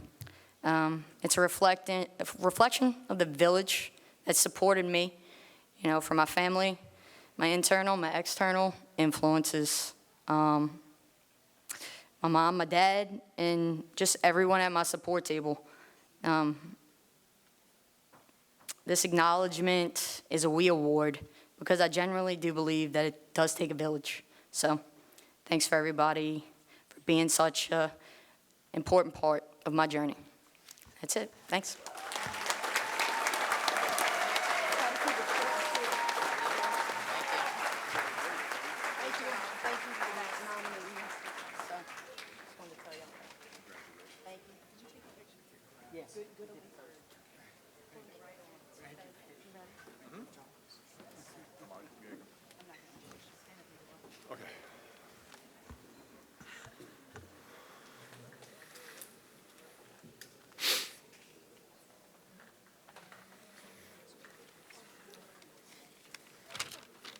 All right, we got one more. Just to let you know, this is an abbreviated version of what this inductee has accomplished. We just wanted to make it to one page. But so I'm going to read everything, or I want to sell him short. So I'm going to read everything on this page that he's accomplished, but this is an abbreviated version of what he's done. Tommy Chrysan started his broadcasting career in 1987 at WARB 730 Covington, New Orleans. He was the voice of Covington High Lions football for 7 years. In 1993, he moved to Baton Rouge, where he worked at WBIU, 12:10 a.m., Baton Rouge. He was the voice of Denham Springs High football team and basketball for 7 years. He's a radio host. Now, this is his own radio show, okay? He's done this for 25 years. Radio show host, starting in 1993 to 2017. It was a sports show called Talking Sports with TK. He was the voice of Southeastern Lions Sports, 2003 to 2004, including all the coaches' shows. He was a TV show host, 2004 to 2017, for 12 years as the Tigers Roar TV and LSU football postgame show, Baton Rouge, Lafayette, and New Orleans. He hosted Sports Down the Middle TV show from 2005 to 2008. He announced football, basketball, and baseball for CST, ESPN, Fox Sports, Jumbo Sports, Network, Southland Conference, and the SWAC. He announced professional sports in the ABA League, basketball, Arena 2 football, and soccer. He's a regular guest on national radio shows, one on being Colin Cowherd, which what they'll do is they'll do another segment that goes off of Colin's show, and they'll go to Tommy, and it's called Spanning the Globe. So he'll be in Baton Rouge, he'll be in like an SEC town or something like that, and they'll go from Colin's show to Tommy to say, Tommy, what do you think? And he starts broadcasting from wherever he is. He's been on the Mike and Mike show, Southern Sports Tonight, and the local shows Eric Ashner, Kenny Trahan, and Buddy D. He's been the host of the Skip Berkman radio and TV show 2021 to 2022. He currently, what he's involved in now, he co-hosts the Sports Short Daily with Ronnie Rance, Monday, Wednesday, Fridays, and he co-hosts Sports Shorts Radio Saturdays, Baton Rouge, Lafayette, and Lake Charles. He's the voice of Baton Rouge Rougarou, Texas Collegiate League, for 4 years now.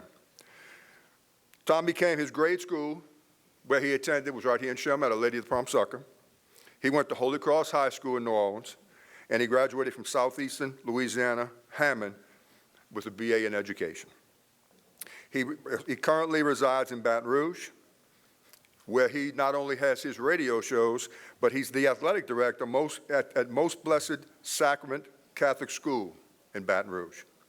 So now that you've heard the abbreviated version of Tommy's bio, it's my honor and pleasure to introduce our 2025 St. Bernard Sports Hall of Fame inductee, Tommy Chrysan.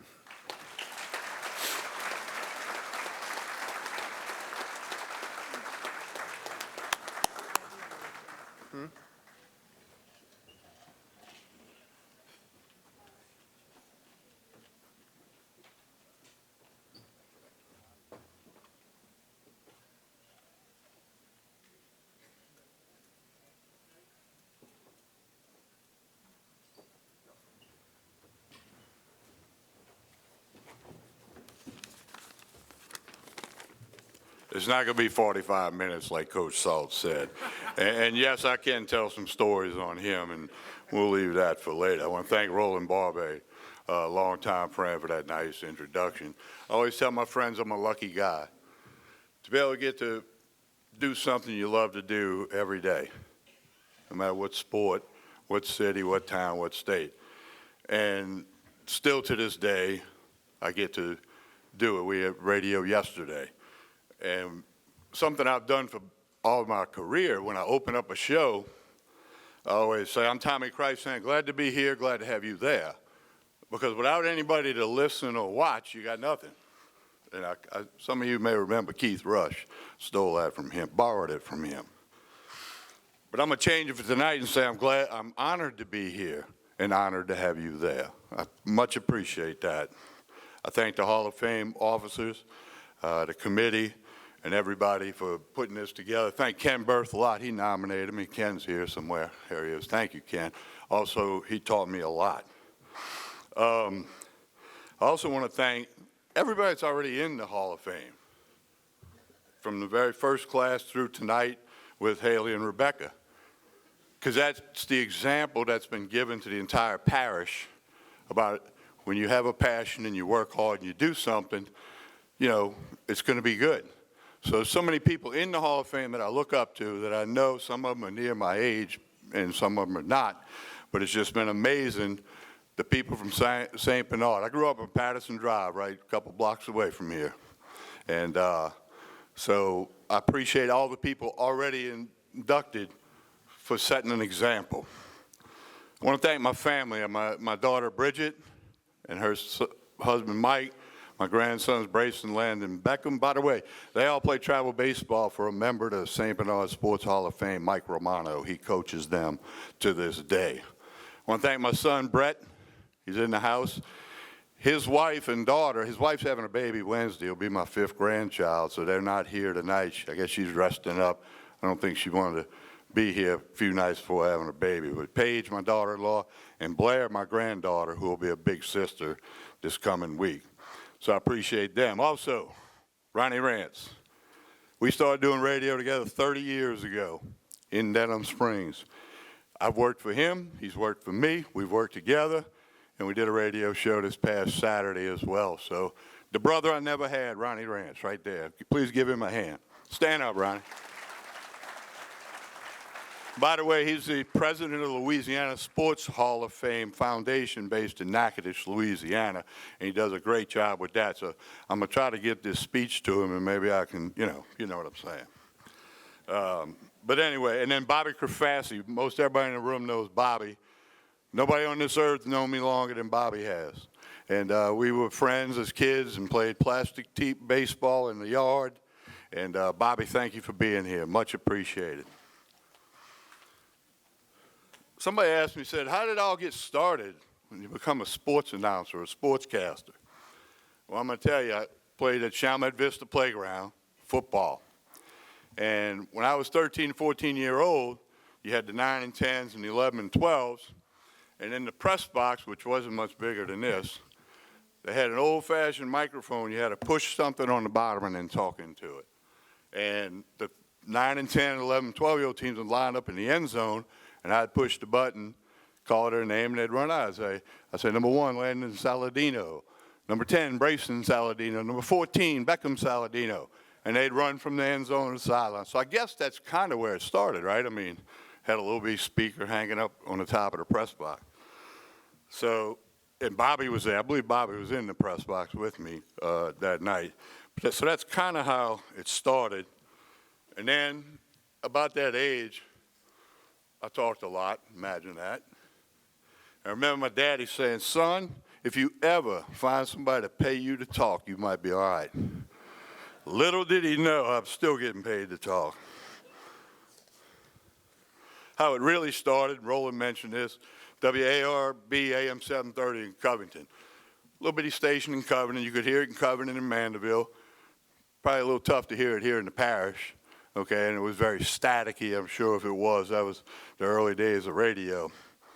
And then Trey Blossman's family owned that station, and he had a talk show from 1 to 4, Monday through Friday, and it was a political talk show, the governor and you know, the politicians and whatever was happening in the world.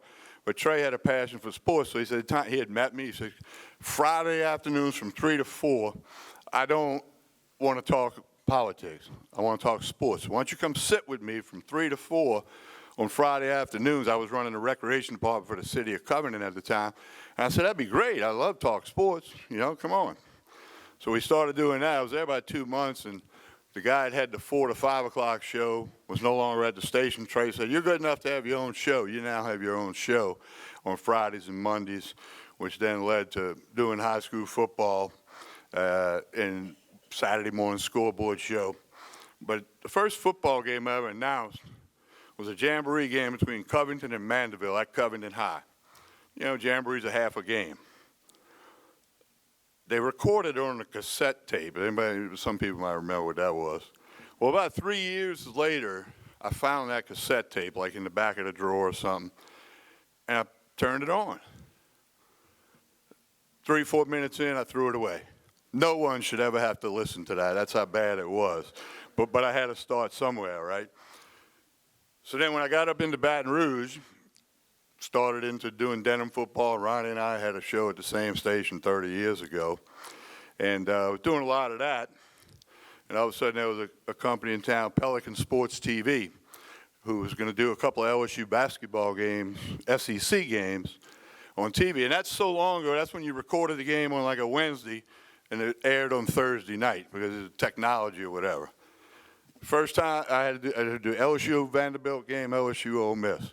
I got paid a piece of pizza and a Diet Coke. I should have bought the pizza because I had to get my name out there. I had to show them I could do it, and called a couple of play-by-play SEC basketball. I mean, I thought I was somebody. Again, I was a lucky guy to get that done. Well, then after I left Southeastern, Hal Mummy got hired at Southeastern, and he brought me in to direct all the sports broadcast operations. I was the director of football, baseball, basketball, traveled with the team, hosted all the coaches' shows. That was pretty good. Of course, I got Pelican Sports TV in the house to tape and broadcast a couple of the games. And I chose to do the radio play-by-play as opposed to the TV. In fact, Ken Berthlight and Ronnie both worked on the TV part of that. So then all of a sudden that comes to an end with budget cuts at Southeastern. And I go back up to Baton Rouge, and the owners of Pelican Sports TV said, we want you to be the general manager of our station. And we're not going to be able to give you a whole lot of money, but you can have your own show at whatever day and time you want. So I started my own show, Sports Down the Middle, with former LSU quarterback Alan Risher, and we started doing a show called Sports Down the Middle. Then that led to Tigers Roar, a Wednesday night TV show about LSU sports, not just football. And then it led to LSU football postgame show, which was on in Baton Rouge, Lafayette, and New Orleans immediately after the game. See, we got a jump start on the LSU show because they had to hear the coaches talk. We would start right away, and the phones would not stop ringing. I would always tell people, we need LSU not to do what people expect them to do. They need them to lose or barely win, because then there would be just dozens of phone calls just nonstop. If LSU won 42-0, we were talking to each other. It was just amazing how that worked with that stuff. So, and then in that time, I went to the Southeastern Conference Championship game. LSU was playing Georgia in Atlanta, and I was a member of the media. And they had, like they got now, Radio Row, probably wasn't as big back then. And I met a producer of the Colin Cowherd show at ESPN Radio in Baton Rouge. And keep in mind that I was a classmate in college of Robin Roberts, the longtime ESPN announcer. She now does Good Morning America, does very well.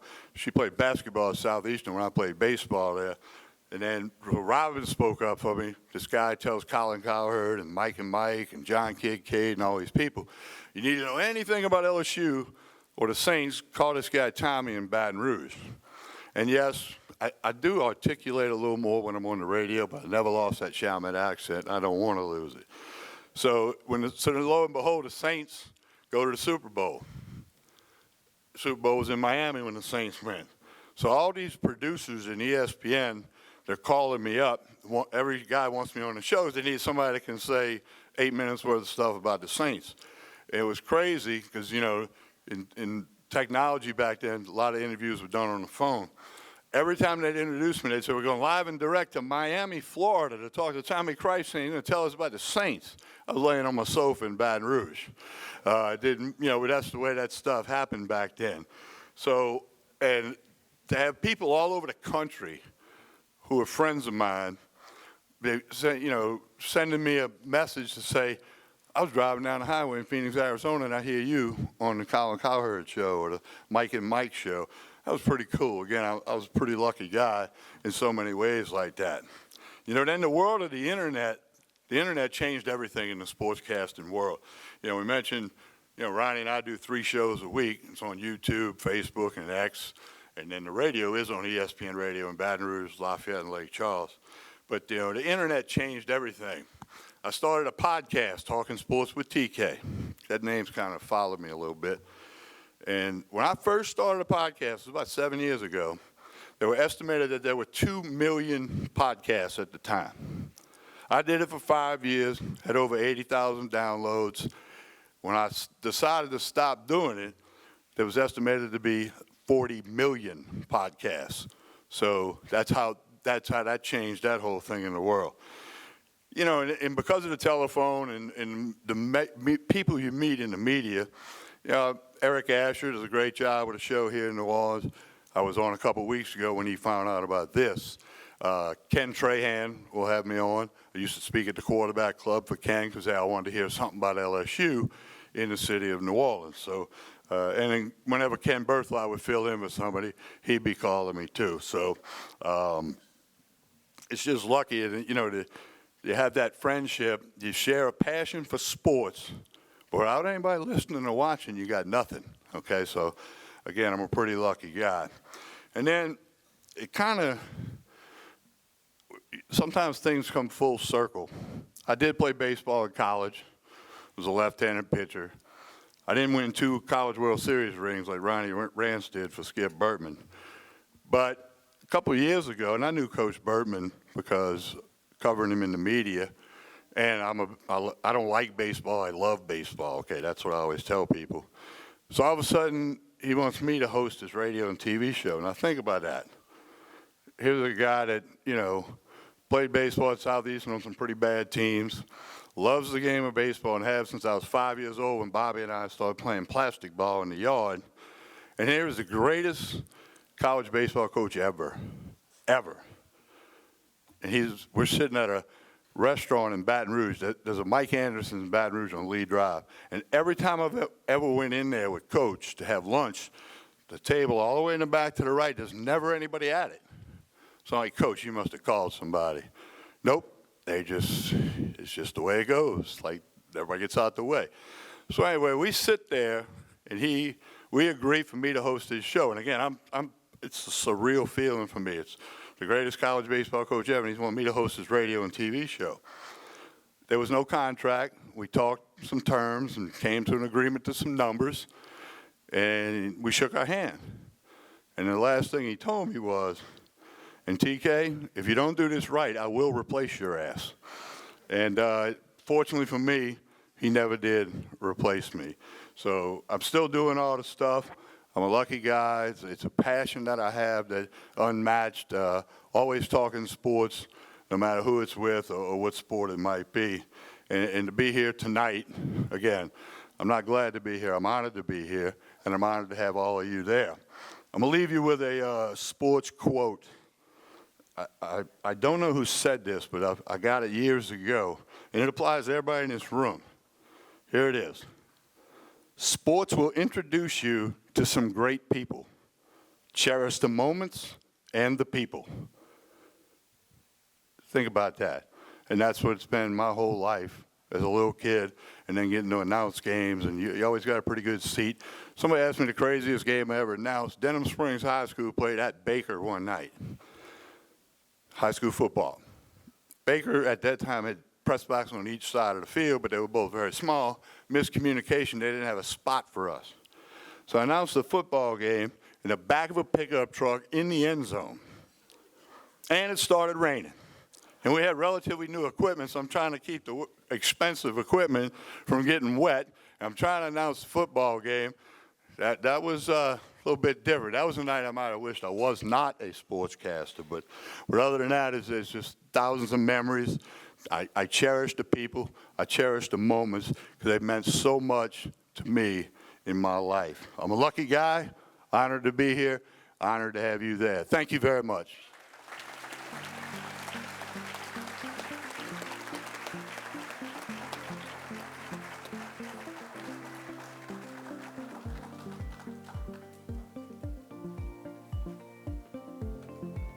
Thank you to everyone who made the evening so special.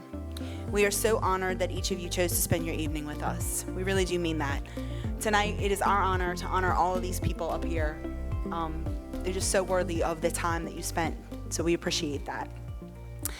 We hope that you've enjoyed relishing in all that is good in athletics in St. Bernard Parish. Please enjoy the fellowship, until we close the doors. Award winners, please take your framed photos home as a keepsake. You don't have to take them out of the frames. You can just take the whole frame home, except the 3 large ones. These 3 large frames will be hanging on Magistrate Street in the Valreese building, the St. Bernard Hall of Fame Valreese building, for eternity. Please also be careful on your drive home. Make plans on joining us from some future engagements that we have coming up. We have an annual golf tournament in October. You can check our website, plus our social media. If you haven't followed us on social media, now would be a good time to follow us on Facebook and Instagram for all of updates. And of course, we hope to see you again next year at our banquet. Have a blessed evening. Thank you so much for being here.